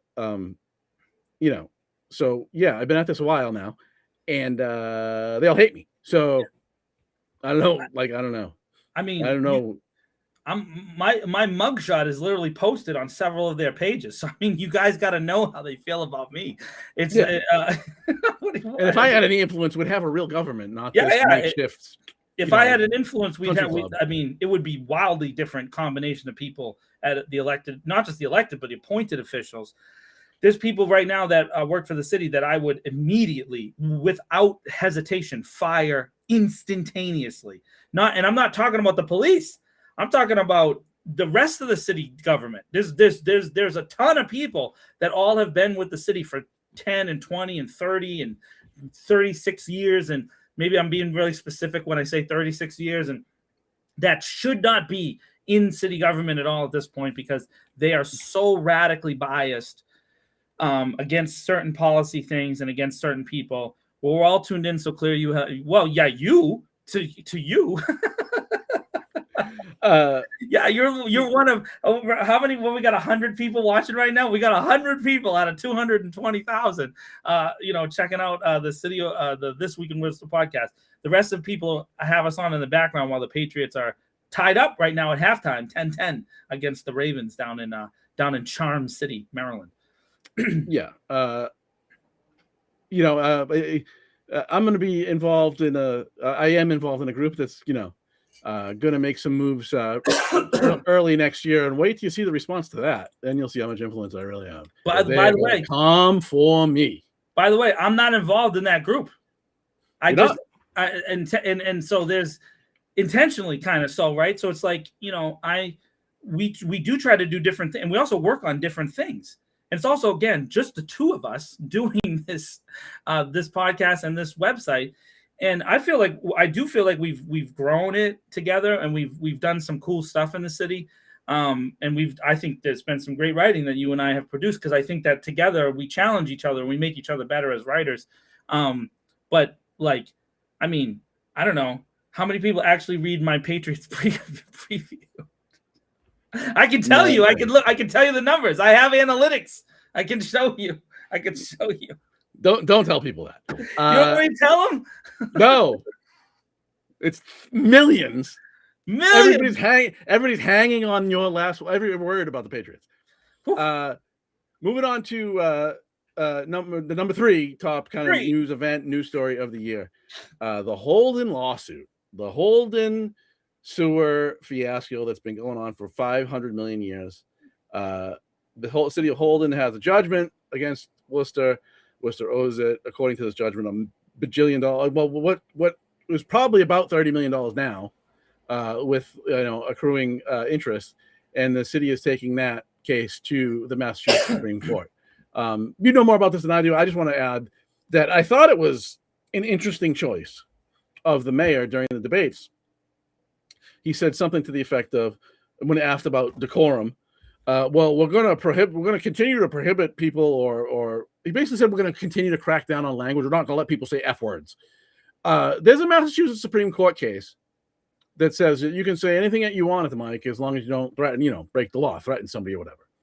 That is the ruling of the state Supreme Court as a First Amendment issue. Or actually, the state Supreme Court wouldn't rule that way, but some of the the decision is you can say what you want at the mic, and it came out of a case that came out of Westboro where somebody was shut down at the microphone and started calling somebody in their government, somebody on their select board, a Nazi or Hitler or something like that, and they. So that was, they couldn't do that, and I forget what it was. They barred them from the meetings or something, and that person sued and emphatically won at the Supreme Court. Yeah, unanimous and vote. So, right, and so while this case is pending and going to that court, the mayor is. I don't know if that was on TV. That was, I think, in the GBH debate. So that was. A GHB debate, so that was seen, I think, probably more widely than the other debates, because those were just online. I don't know if that was on TV or not, but it was as well watched as any of the debates, and the mayor's debate on GBH. What the hell is it? GBH.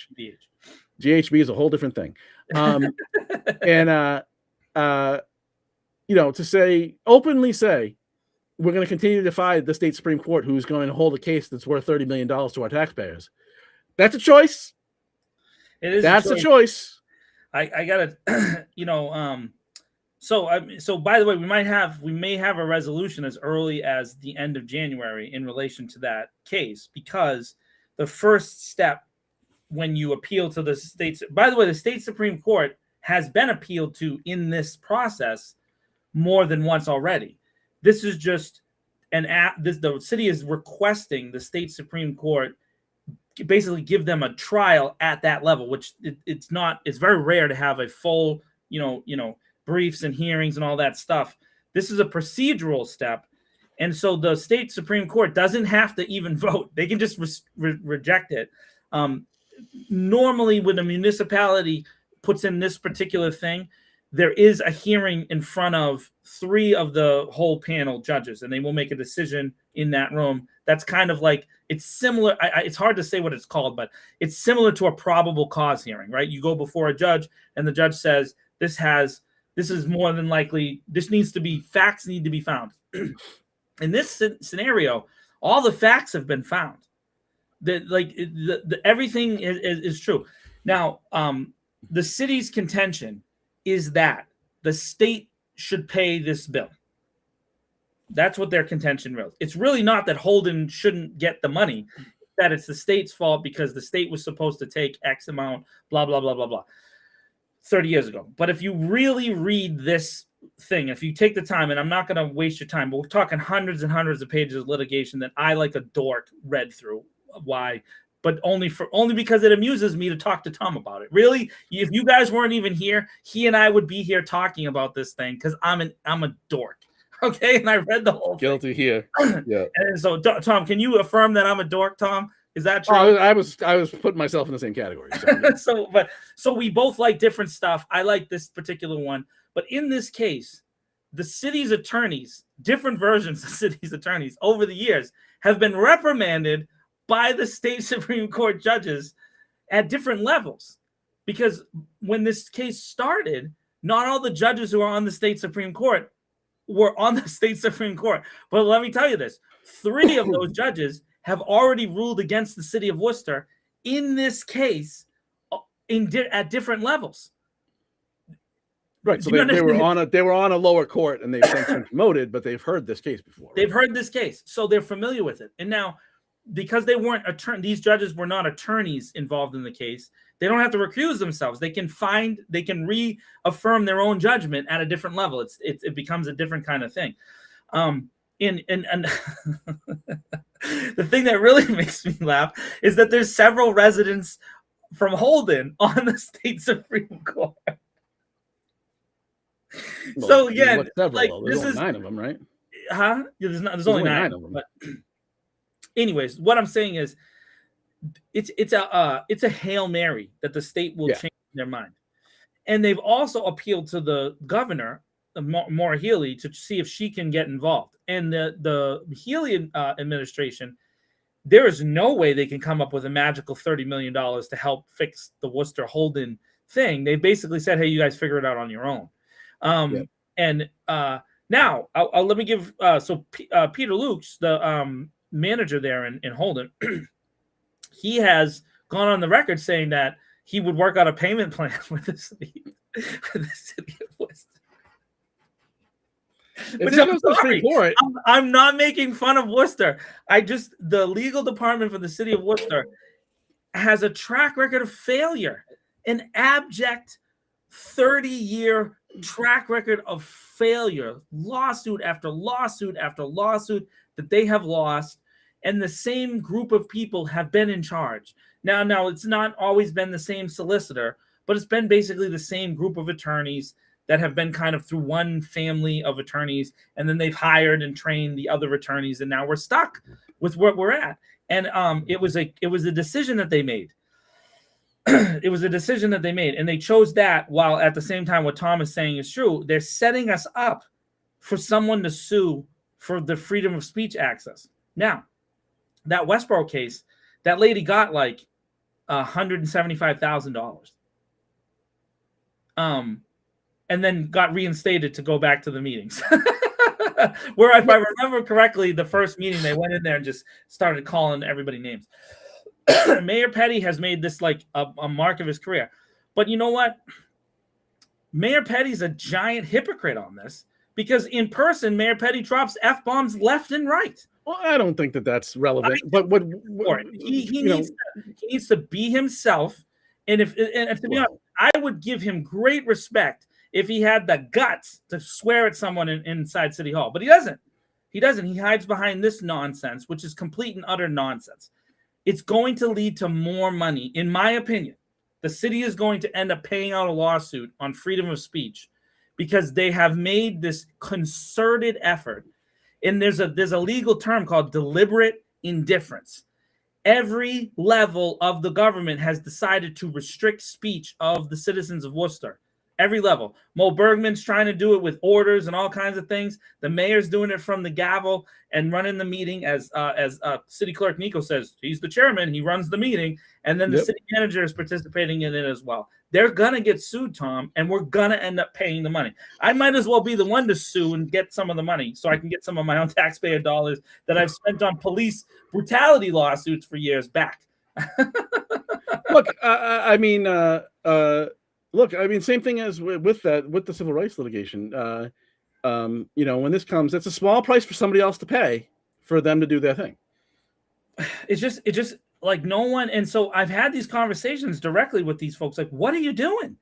Why are you asking for in the consensus now for years now, decades now, has been they don't believe that people are going to follow through. Now, because they're serving themselves in a city of poor people, right? So they're just You people don't have. I mean, they're basically saying you people don't have any money, so deal with it. And what we've, I don't want to swear too much on the show, but there's a concept called "fuck around and find out," right? Yep. And so and there's a great meme of a guy who put a chart up, and he says, you know, the degree by which you, right? We all have this kind of this thing that's going on, and I just want to point this out that there are people now that are really upset that have in the past, I would say, be more in line with Mayor Joe Petty / Tim Murray / Michael Bryan, Ed Augustus, Eric Batista, the kind of the McGovern machine, you know, Worcester mayoral leadership council thing, right? That would have in the past been on their side, that they have alienated through their policies over the past 14 years. And so those folks happen to be white folks. They have some money. And so there is rumblings of people getting ready to sue for these restrictions of freedom of speech. Now, the mayor's slippery because if you go there and you drop an F-bomb, he doesn't immediately restrict access all the time, right? So you'd have to have someone who went up there and was being told that they can't talk, or the mics were shut off, or they were asked to leave the room, or something like that. And so you'd have to have someone committed to that. And I just don't know who that's going to be. But at some point, I believe it's going to bite the city in the behind. Yep. And look, you know, this is in an open meeting that's, you know, televised on public access, and the city council is saying, screw the state Supreme Court. And so when you have cases at the police department, like the Aguirre case, which was, he was a guy sitting in his car, he didn't even know it was police. It was people in plain clothes that were police officers doing a thing that he came upon, and he's sitting in his car videotaping it, and an officer walks up and rips the phone out of his hand immediately. The federal Supreme Court has said that public officials in the course of their official duties can be videotaped. And so, you know, I wonder where they got the idea that screw the Supreme Court. Again, maybe because they see it in their city council. And they just don't believe that anybody will sustain a movement to push for it. And they also think that in the end that they could just back out of it at the last second and get away with it. That's what it is. That they're like, oh, well, it's moot now because we resolved it. The thing is that the person didn't get to have the speech happen. And they found other ways to crunch it. And again, this goes back to my thought about participation. They are doing anything and everything they can to crunch participation down to a very narrow group of people who were willing to go through all these things. And then, and only then, and this has happened for you and me, we do sometimes get to get things through only because we've constantly hammered them for years. And that's only because of our motivation. Like my motivation is to continue to push for better things here in the city of Worcester. But it's through just absolute brute force that it happens. And so now there's only a few of us, right? And then it becomes harder and harder when you're asking people to jump through hoops. Like when you meet, there's several people that are leaders of local organizations for people of color who feel strongly like, why do we have to keep going through this, right? You know what I mean? And so then they don't show up anymore. They don't want to participate anymore. They're afraid to go. Because of, if you're Hispanic now, you can just be rounded up. Like there's all these pressures that realistically the city hasn't really affirmed anything. I love the city voted for Councilor King's proclamation about not participating with ICE, but then the police participates with ICE. So there's and we watched it happen. They can say what they want, but we literally watched the officers join in at the Eureka Street incidents, and I know we're going to talk about that in a minute too, but we watched it happen. So then why would those communities believe anything that the city says? Why would they? When the feet were put to the fire, they failed. So I imagine, as you said, that the Supreme Court will take up this case in some form. It's hard to see it going the other way. I mean, it certainly wouldn't be unprecedented, but it's hard to see it going the other way. And once that happens, that is the final stage of this case, and then it'll be time to cut a check to hold it for $30 million. And so because the order that was in as this appeal is going through, the order that was stayed was the last judge who found against Worcester, who said they had to pay that day. So then that judge put a stay on his own order to allow the city to make this final appeal. But so if the state Supreme Court comes back, the order that's being held currently by the judge is pay today. Or suffer fine after fine after fine. And so we've already, much of that $30 million, Tom, is interest. It's interest. Fine. Yep. And, nobody will take it. And as is typical, nobody will take any responsibility for it. Nobody will do nothing.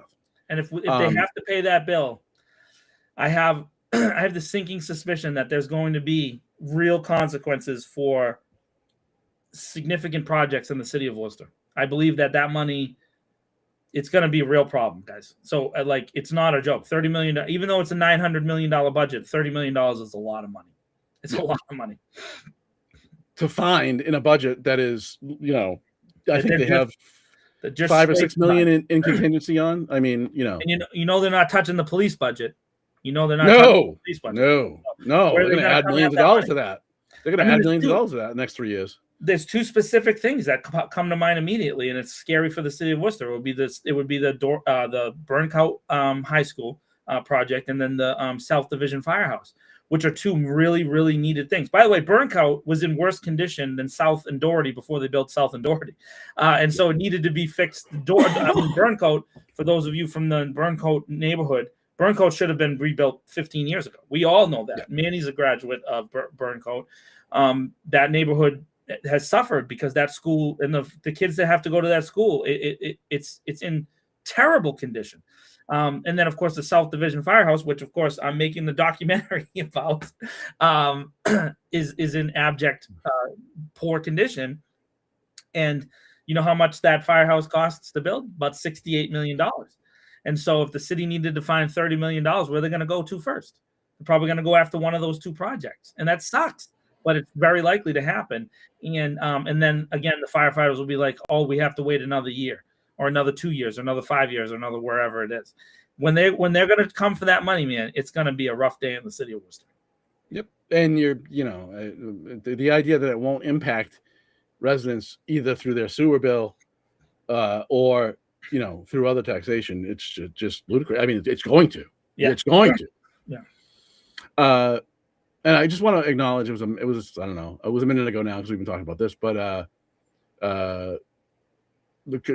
one of the comments in the chat said that they don't always agree with us, but appreciate their perspective, and I appreciate that because that's a show I want to do, a show that people who don't agree with us can listen to and not want to blow their brains out. Right? Because I just think of I think about this about all cable news, but specifically if I turn on Fox, I don't feel much differently about MSNBC. I might slightly agree with them more, but it's all the same crap. But turn on the news channel, the cable news channel that is least aligned with you, and you just want to smash your head into the wall, right? Yeah. Because it's just nonsense. It's just an onslaught of nonsense. So even the ones that I like, I don't want to listen to a lot of times. I don't listen. I understand that we're like a TV culture, but take the flickering idiot box, open your window, and drop that thing. At least as far as news is concerned, news does not come out of that thing. I would say that I know I did the article about Netflix. I don't know when was the last time I watched the news. And I did watch, for example, last week I watched President Trump's speech. I don't know what to call that speech. That speech was wild. Yeah. Him ranting. I used to watch click and watch the reactions from the different people. As soon as he was done talking, I turned it off. I don't care about any I don't care about listening to the other people's opinions because I at this point have lost hope and credibility that they are ever going to tell me the truth about any. And these are everything they're going to say. And these are from people I like, let alone the ones I don't like. You know what I mean? Yeah. It's funny too. I did watch, what's his name? What was Cuomo's brother? Yeah, I mean, he's a knucklehead, but he does some good interviews and stuff No, sometimes. so I watched one of his interview shows, right? And he's got a left lunatic and he's got a right lunatic, and then he has just let them fight. Yeah. and then he has a third person that's like normal, right? Like, like a normal human.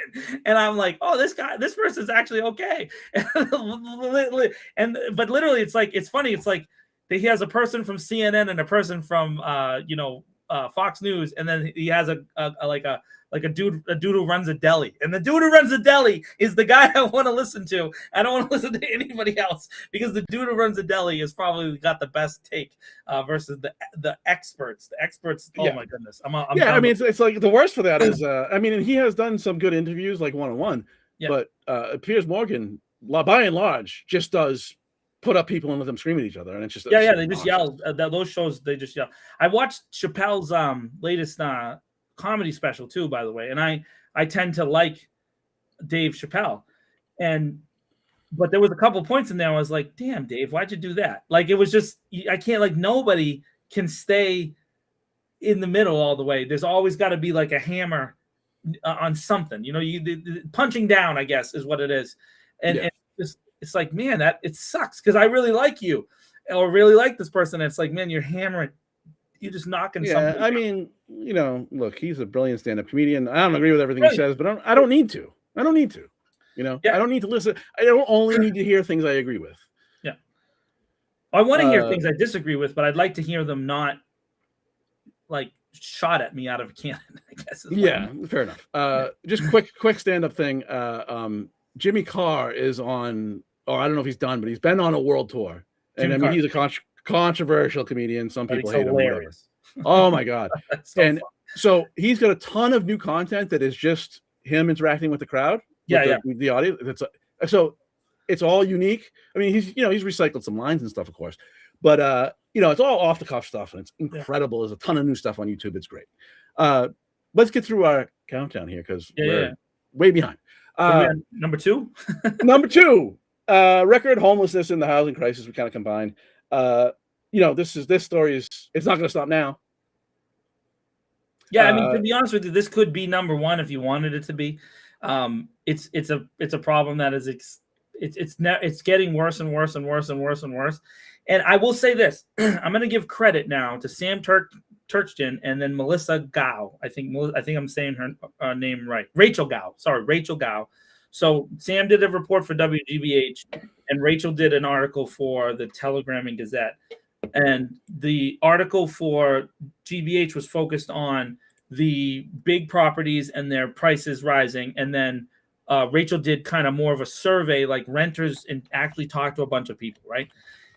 That's the first real mainstream criticism of the supposed building out and all this thing that they want us to celebrate at the city manager's level, right? Look, well, we've gotten all these buildings built. Look at what we're doing. But the obvious to our eyes results has been those apartments are not for the residents of Worcester. They're not. Right.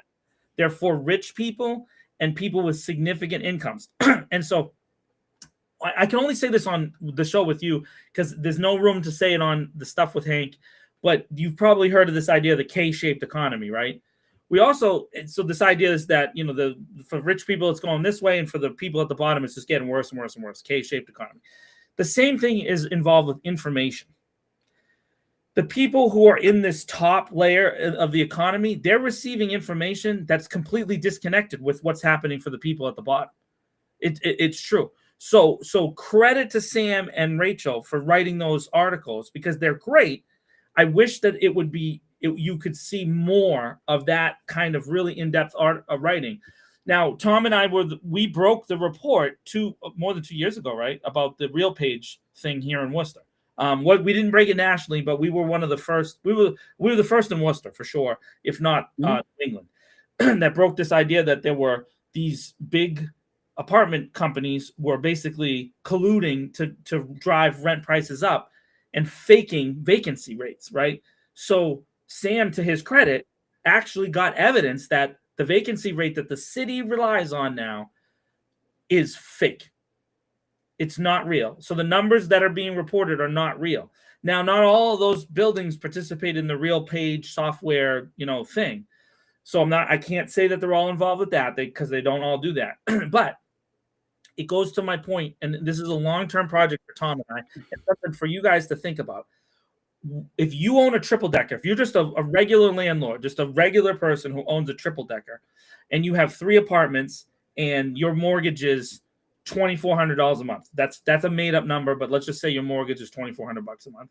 And then you have taxes and fees. So your costs end up being about $3,000. If you charge only $1,000 per apartment, you're just breaking even on the building. You're never going to pay it off, right? Because most of the people who are single building landlords have a mortgage. They don't buy it for cash. They buy it on a loan, right? So most likely they're going to charge $1,500, right? Because they're going to want to make back that plus, and then a big chunk of that goes to the mortgage, and the rest goes to repairs. If you're a good landlord, I'm not talking about bad landlords. I'm focused on the good landlord for the purpose of my argument. Now, if you're the good landlord, and you see, and you have your buildings are all 2-bedroom apartments. Let's just say it's 2-bedroom apartments, and you see that the one downtown is a 2-bedroom, and they're renting it out at $3,200 a month. What are you going to do, Tom? Go to 25. Or go, yeah, exactly. Go to like a little bit less than what they're doing, or maybe even a chunk less, and say, hey, listen, I have a 2-bedroom apartment, and it's actually with a triple decker, and you can have parking beside the building, and I charge $700 less than downtown, and you don't have to be downtown. That's actually an advantage. That's a market thing. That makes sense to me. But that rent is fake, because the building downtown is not really worth $3,200 a month, because nobody's actually doing it. Those buildings are not full. And so that's happening naturally. Prices are being driven up at the same time as the other stuff that's going on that's illegal with real page and collusion and all these other things that are affecting the prices going up. And then on top of all of that is the fact we don't have enough. We just don't have enough housing here in the city of Worcester. It's just absolutely thing. And there are consequences for that, including people dying. People are literally freezing in the streets. That's happening in our city right now. Yeah, and just for some clarity on the RealPage thing, because I don't know how many people know about that. So RealPage is a software company that it builds for like property management companies, especially big ones. Some of its clients are the biggest, property management companies in the country. They have hundreds of thousands of apartments or rental properties that they manage, and all these companies that use this, the gist of it is the companies that were using the product are they're managing their property with it. They're keeping track of their rent and whatever. And they're feeding all that information back to the software company, who's taking it from, like I said, multiple companies, hundreds of thousands of millions of properties or individual units it's collecting data on, and through an algorithm is then making recommendations back to these property managers on what they should charge. Right. And the argument was, and very clearly, is using proprietary data, private data, which anti-trust regulators really get their backs up about. If you're sharing data that's proprietary as a price, if you're sharing pricing information specifically with your competitors for a mutual benefit, they really don't like that. And in this case, they were just using kind of the software company as the intermediary. Right. And so, it was of course, the company says something where, says it was also recommending some places lower their rent, take that for what it's worth. But, the argument from renters and eventually the federal government was, this is you're colluding to raise rents. You're colluding on pricing. You're just using an intermediary. You're just using an algorithm and not doing it directly. And that's no different by the law. So trying to have a very quick overview of what that is, because John mentioned it a bunch of times. Yeah. Good. No, I was just going to say that at the same time, the last element is that property values have skyrocketed. Right. So then that like natural upward pressure on what then you end up paying for taxes, right? And so, you talk about what the assessor, right? The assessor then applies. So the city can say, oh, hey, we're gonna just give you the lowest residential rate, right? Which we talked about last week, and that's what they voted on. However, but you're paying more because the value of your property went up. Right. So if the value of your property goes from $500,000 to $600,000, you're paying $1,330 times another $100. So now your tax bill just jumped up $1,300. even though you didn't do anything. And that affects mostly people who have mortgages, right? So more people with more, especially folks who have APR mortgages, right? So if you are dealing with an adjustable rate mortgage, right now your rate is moving around depending on what's happening in the federal government. Also, it's not necessarily always tied to whatever the interest rate is that the Federal Reserve is voting on. Each bank has a different policy. Sometimes, just like a credit card, the bank can just change your rate because that's what they feel like. They get a factor. Maybe you only paid $5 extra on your car payment that month, or there's some credit factor that they determine, and they can jack your rate. So then if you get your rate jacked, let's say it's 2.5%, plus the city raises the rent, keeps the taxes the same, but your property valuation got up. What are you going to do with those charges? And I'm talking about the good landlord, not the bad guys, not the big giant property managers. I'm talking about the guy who's the regular landlord. Now you have another $5,000 a year in costs. What does most persons do? They spread it out over the course of the 12 months, and they put it to their tenants. That's what they do. And I'm not saying that it's fair or right, but that's what's happening. And so then now you get a real understanding of why would anybody invest in building stuff? Because they're already paying X over here. And now take all that information that Tom and I just yacked about and apply it to building stuff as well, which, by the way, building things is massively expensive now because, again, materials have gone up. Everything's tariffs. And even without the tariffs, it was expensive. But now that's that on top of it. And then, of course, land acquisition and fees and blah, blah, blah, blah, blah, blah, blah. So by the time you're even opening the building, if it is a big building or a small building, now you have all that stuff to recover. And who pays it? The renters. The renters pay it. That's what ends up happening. Yep. I mean, this is obviously a very complex issue to deal with market forces and all that. But, the city's housing plan, I mean, I think that I didn't try and do the math or look at other comparisons, but I mean, I'm assuming here that the number that they come up with is what the math told them. That's what actually have an effect on the market. But they're never. That's not going to happen. That number they have in there is not happening. It's not happening. Not by 2030. Because that's assuming everything goes right. There's no delay, there's no weather, there's no disaster, everything is perfect down the line. Government doesn't change. Everything that they want to happen happens. And we know they predicted the same thing for the Polar Park, which of course was our runner-up in this tonight. Yeah, and it didn't happen for Polar Park. So if you can imagine, if for a building with massive amounts of investment and all these companies that haven't been incentivized for it to work out, it didn't work out. Imagine what will happen to a triple-decker. You think it's going to be easier for the triple-decker just because it's a triple-decker? No, because, by the way, the vast majority of our triple-decker stock in the city of Worcester, I think Peter Dunn said this just a few weeks ago, 75% of the triple-deckers in the city of Worcester are over 100 years old. That's a fact. And you can't build them anymore. No, because they've been coded out of existence. Yeah. Because of elevators, and you can't do 3-4 walk-ups anymore. You just can't. Yeah.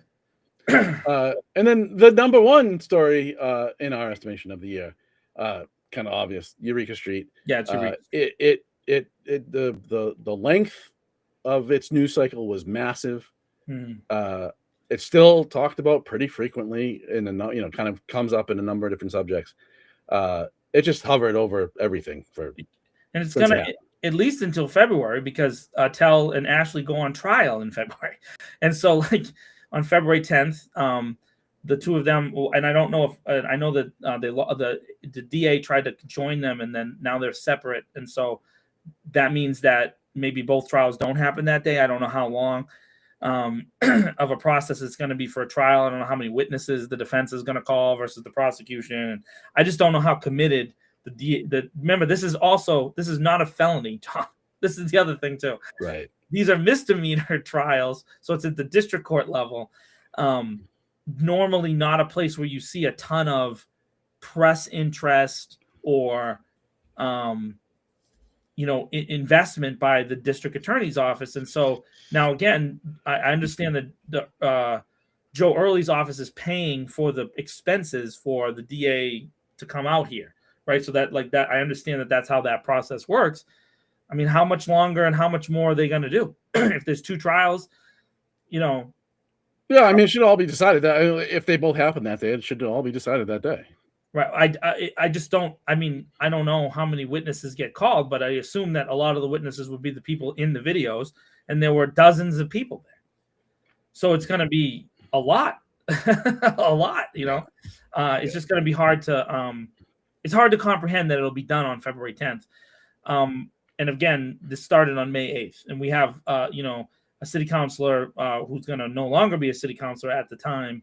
And very much this directly affected the election. I think that it both helped Attell and hurt Attell, the way that it was framed, right? I think that, again, this goes to the Paul Saucier, whether Paul Saucier is actually in charge of the police department, is very much related to this, right? Is Tom Duffy the boss, or is Paul Saucier the boss? Who really made the decisions? Technically, the officer files the complaint. Now, technically, yes. Technically, yes. Now, how much pressure was that officer under to do so? We really don't know. But given how involved Officer Duffy's been in this case, including while we were standing there, walked into the courtroom where this case was had a procedural hearing prior to the public being let in, and just had a conversation with the DA, like he has some stake in this case. He's their union rep. He is not an attorney. He does not represent them in court. But that, just par for the course in Worcester. And he very much will be there at these. I assume that he'll be there, or he'll be hovering around on these 2 cases. One of the arguments that Attell's attorney made was that the reason why they split the trial into 2 is because the officer who is accusing Attell of assault is a different person than the officer who accused Ashley of assault. So you can't try them for the same thing when there's 2 different complainers, right? 2 different reports. Again, will those officers even show up? I don't know. I don't know how it works. They have to for trial. They can't. So at the procedural hearings, someone can read the police report into the record. But at the actual trial, those officers have to come and testify and have to then answer questions. And we've seen around the country now a scourge of cases similar to this where the juries have found the people not guilty. Like the guy, did you see the guy with the ice thing in Chicago that did the tow truck driver? He was found not guilty. He was found not guilty. And which of course, that was one where President Trump and the Secretary of War and all these people are online screaming about this person, that he stole a federal vehicle and all this other stuff. By the way, it turns out that that's not even true, that he just pulled it around the corner and it was blocking a driveway where the guy, that's his job, is to tow trucks out of the driveway. And apparently in the course of the case, this guy came out and said to the ICE people, hey, you got to move that truck. You can't block the driveway. And the ICE guy told him to go bleep himself. So then the guy said, okay, and towed his car. He had nothing to do with the protest. He just did what he's supposed to do. And then they arrested him. And now he has a legitimate lawsuit against them. And, those are the kind of things that happen. So it's very likely, in my opinion, that the jury is going to find both Attell and Ashley not guilty, in my opinion. Yeah. Who knows? I just find it hard to believe in Worcester that there'll be a jury. There'll be a jury that everyone will agree. Yes. That this was, yeah. And if there's a hung jury, if it's not unanimous, are they going to do another trial? They're going to keep this going? I just don't know it just doesn't make a lot of sense. Like, it's a waste of money again. And our runner-up here to our 5-issue countdown was Polo Park, which of course will by end of year be upside down $2 million, even though that was said over and over and over again it wouldn't. But they have excuses. Oh, well, there was COVID. Well, you also didn't protect the city, city taxpayers' investment in this thing, and allow developers to just do whatever the hell they wanted, which is nothing new. This just goes to they'll never apologize for anything. They'll never admit they're wrong. And just take it. I mean, I don't know that you need to apologize. Just take accountability. Like, yeah, it's not working out the way we wanted to. We're working on it. I don't know. I mean, Tom, they will go after an individual that does something wrong in the city, and they'll hammer them left and right, including you and me if we disagree with them. But when a corporation, a major developer, does something similar, they do not. So I do think they owe an apology to. Well, they hammered Dennis Dowdle in a meeting more than they usually hammer people in a meeting. I'll give them that. But I mean, what's that matter? The point is that they should have protected themselves legally and contractually. But they, everything was hunky dory, and this was going to be the greatest thing that ever happened. And here we are, $2 million upside down. It just goes. And by the way, I'm not we get this. I get this text message sometimes like, "Are you against Polo Park?" I'm not. I like having a baseball stadium in the city of Worcester. I don't mind it. I do find it hilarious that they screwed it up. They screwed up the fact that you can't have concerts there because they didn't build the docks the right way. I think it's hilarious that I think that's so Worcester of us. It's so Worcester that we would get a really nice thing and not do it right. Like that 100% is in line with the city. And so all I want is some leader somewhere to take responsibility. But not even Dr. Steinberg is willing to take responsibility. Nobody with the Red Sox or with the city is ever willing to say, hey, you know what? We said some things. They haven't exactly worked out, but we're going to do our best to try to make it work out now. They don't even do that. There's not even a proposal to fix the truck doors. The loading doors, yeah. And the days that the city has, a specific number of days, that community days that I can use the park. But I mean, when they talked about this originally, that was about creating revenue for the city, and now it's about giving it away for public events. And then of course they're using it for stuff was never in line. Like they gave and by the way, I'm all for the police and fire unions having their little baseball game. That's fine. I'm not worried about that, but that's not the community event that we were talking about. That's not what we were talking about. And they know that. We were all at those meetings, and they said it's going to be for this and that, and none of those things have happened. They just haven't happened. And so, if you've got, people love to, and it's a ridiculous analogy, but people love to use the analogy of personal finances as related to government, which is silly because, that's why there's a whole different study for that called macroeconomics.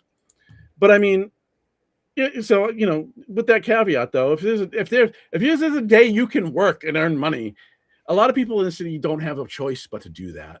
And here we are with these, this 10,000 seat stadium that's brand new.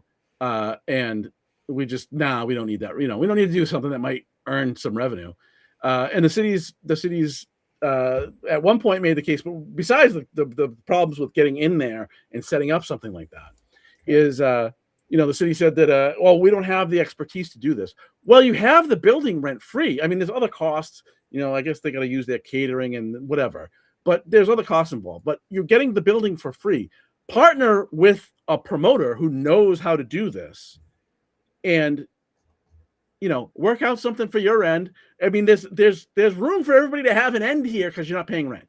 And that's just that's having too much sense. There's 100. I agree with you that this is exact. There are people that are actually experts that are not city employees in promotions and in event management, and that could do a better job than what we've seen. And so, and this is not to say anything against the Woo Sox because I think, I love the little Wooville thing that they're doing right now. But I don't even they don't hold them. They were looking for the best deal they could get, and Worcester just hucked money at them. Yeah, of course. And I mean, what is it? By the way, the Red Sox, what are they going to do? I mean, what would this helps them? They had an aging stadium in Pawtucket. They had some things that happened with younger players there that they didn't like anymore. Worcester is a little bit more convenient for them. And they kind of get it back into Massachusetts, which is kind of what they wanted. Larry Lucchino for years wanted to, establish. They have the Spinners now back in Lowell, right? Those were all the things that they kind of wanted to do, right? Was have this, Massachusetts-based minor league system. And yes, I know that there's a New York company that also manages the team and all that other stuff. But realistically, owns the team. But in the end, the Red Sox run the thing, right? Dr. Charles Steinberg is the president of the Woo Sox. That's all you need to know. And he very much is in line with what the Red Sox want to happen there.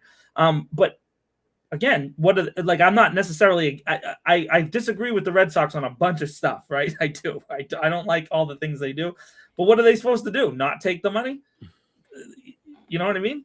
I think they beat the Pawtucket offer by it was a significant amount of money. It wasn't even tens of millions of dollars. It was much different. I forget the numbers now, but it was much different. And I guess there was another city in the mix or something, but why are you overpaying by that much? It just doesn't make any sense. Because I don't know. Because they really wanted a ballpark. Yeah. Because it's cool. It's cool, but also again, it's not for the city of Worcester either. Too, the vast majority, and these are the Woo Sox own numbers, folks. The vast majority of ticketing, it's 83% is outside of the city of Worcester. 83%. And there's a great guy there. There's a kid there who works, or he's not a kid. I shouldn't say that. There's an employee for the Woo Sox. His name is Jordan Seeley Ashford. Great guy who does a lot of the community engagement stuff, does the WAPA games and all that stuff.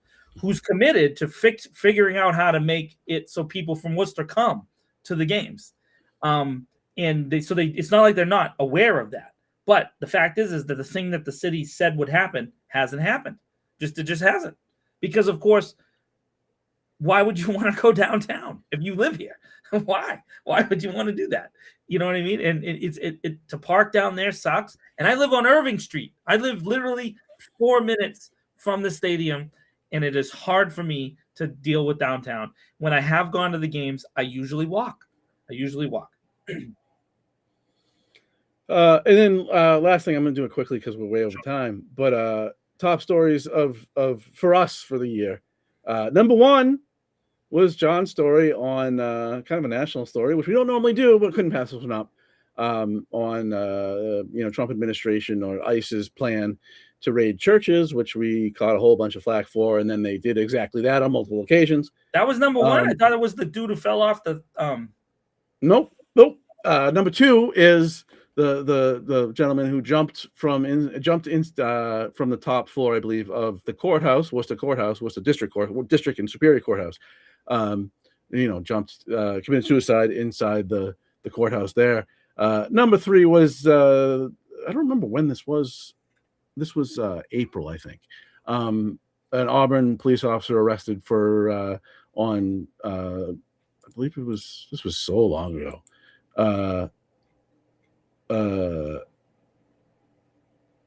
It was related to his interaction with underage individuals online. I remember that story. Yeah. Number four was a situation in Worcester where the three women were at a club or outside a club, outside of Creed, and got slashed with box cutters. I talked to their families, had pictures that some people gave me some brief about they were gory, but I mean, it was what happened. Yeah. What's that? 1, 2, 3, 4. That was 4. Number 5 was Eureka Street. The story about it actually happening at the time it happened. 6, the federal government canceling its leases early in the Trump administration. Right. Local area. Yep. I forget what number we're at. 1, 2. There's other stuff here in this list. That's why I'm keep losing it. 5. That was 6. 7 is the initial story on Heather Prunier's election time video, asking folks not to vote for folks who have kind of been supporters of the man she alleges abused her sexually when she was a child. I've lost my number again. 5, 6. That was 7. 8 is your story on the protest being very white in April. No. Let me in the top 10, baby. Woohoo! Yeah, 8 was the other story when some new documents became available on the Manfredo case, primary case. 9 was on snap cuts when that was all going on. And number 10, with a bullet. The fireworks postponement. Oh. There you go. This Week in Worcester brought to you by 2025. And the runner-up, just because it is what it is, was about Worcester's most violent cop. Oh, there you go. Honorable mention. Honorable mention. Dishonorable mention. Honorable mention. Right. I don't want to get a nasty letter from an ambulance chaser. So obviously we blew through that because we've been on forever. But so that was our take on the biggest stories of the year, and then literally by the metrics, our biggest individual stories of the year. Are we doing this next week? We're taking a week off. That's what we did last year, and then we come back. All right, that's fine. The first weekend of January. So next week, folks, have your Christmas things. Tom and I are taking a rest for 1 week. And then we'll be back at it after the inauguration, right? We'll get to... Yeah, so it'll be Sunday the 4th. We'll be back. Because they're doing it on maybe, the 3rd. I wonder if we'll have committee assignments by then. I don't know. Maybe that'd be nice. He did have it up on the Friday last time. Yeah, because if they I don't know, what day is the inauguration? Is that the 4th? It's either the 2nd or the 3rd. Oh, okay. So that's probably, yeah. So the 2nd is the Friday. So, and then I imagine they have a meeting on the 6th. So, yeah. I think there was. We might have them by then. Yeah, we'll see. Yeah, we have them by then. Hopefully we can talk about it. Or at least we can speculate wildly about what's not going to happen. Yeah. Thank you to, I saw some, oh wow, I'm getting threats in the chat. I'll try not to poison you. It's not his fault that Dallas lost. It's Jerry Jones's fault, Maria. Yeah, why are you always blaming me for your crappy team? Yeah. Just call the owner. It's the owner's. Realistically, this year more than any year, it's Jerry Jones's fault. There's no doubt about that. So listen, everybody have a good week. Again, we'll take next week off. See you on the 4th. Good to see some new names in the chat today. Thanks for joining us. Please come back. Appreciate you all. Appreciate your comments. Subscribe, share, read stuff on the site. We're on Spotify. We're on Apple Podcasts. Yeah. YouTube. Follow, share. Do all that stuff. Get us to 1,000 subscribers on YouTube. So Tom can get nobody likes us on YouTube. It's weird. So we can get paid. 1,000 subscribers. We need some YouTube to go. This Week in Worcester on YouTube. Follow us on Twitter, or X or whatever it is. Follow us on Blue Sky. I object. It shall always be Twitter. Okay, Twitter. That's fine. The Twitter, which is the right wing haven, and then Blue Sky, which is the left wing haven. Go get it on there. Follow us Mass Insider on Reddit, right? If you see stories on Reddit, share it there. We don't have anything on Nextdoor yet. I guess we could infiltrate Nextdoor if you really wanted to.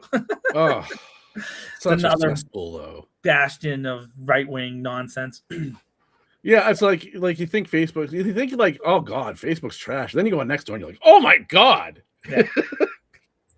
Facebook is I'm just used to Facebook, I guess. It's the oldest, you know what I mean? If they brought back MySpace, we could have a really dope MySpace. We could have our top 8 on MySpace, and Tom Duffy would never make it onto I think he would be disappointed if he did make it, though, to be honest. Maybe we would put him on there 1 week just for fun. You know what I mean? All right. Everybody have a good week. Happy holidays to you all. Eat lots of food and be super unhealthy.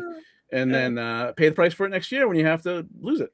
And never put Tom Duffy in your top 8 on MySpace, ever. That's my Christmas advice to all of you. No top 8 for Tom Duffy. Can he sue me for that? I don't think he can sue me for that. You might get a letter, though. Because you said a thing that in part the police chief said in council, but I was lying.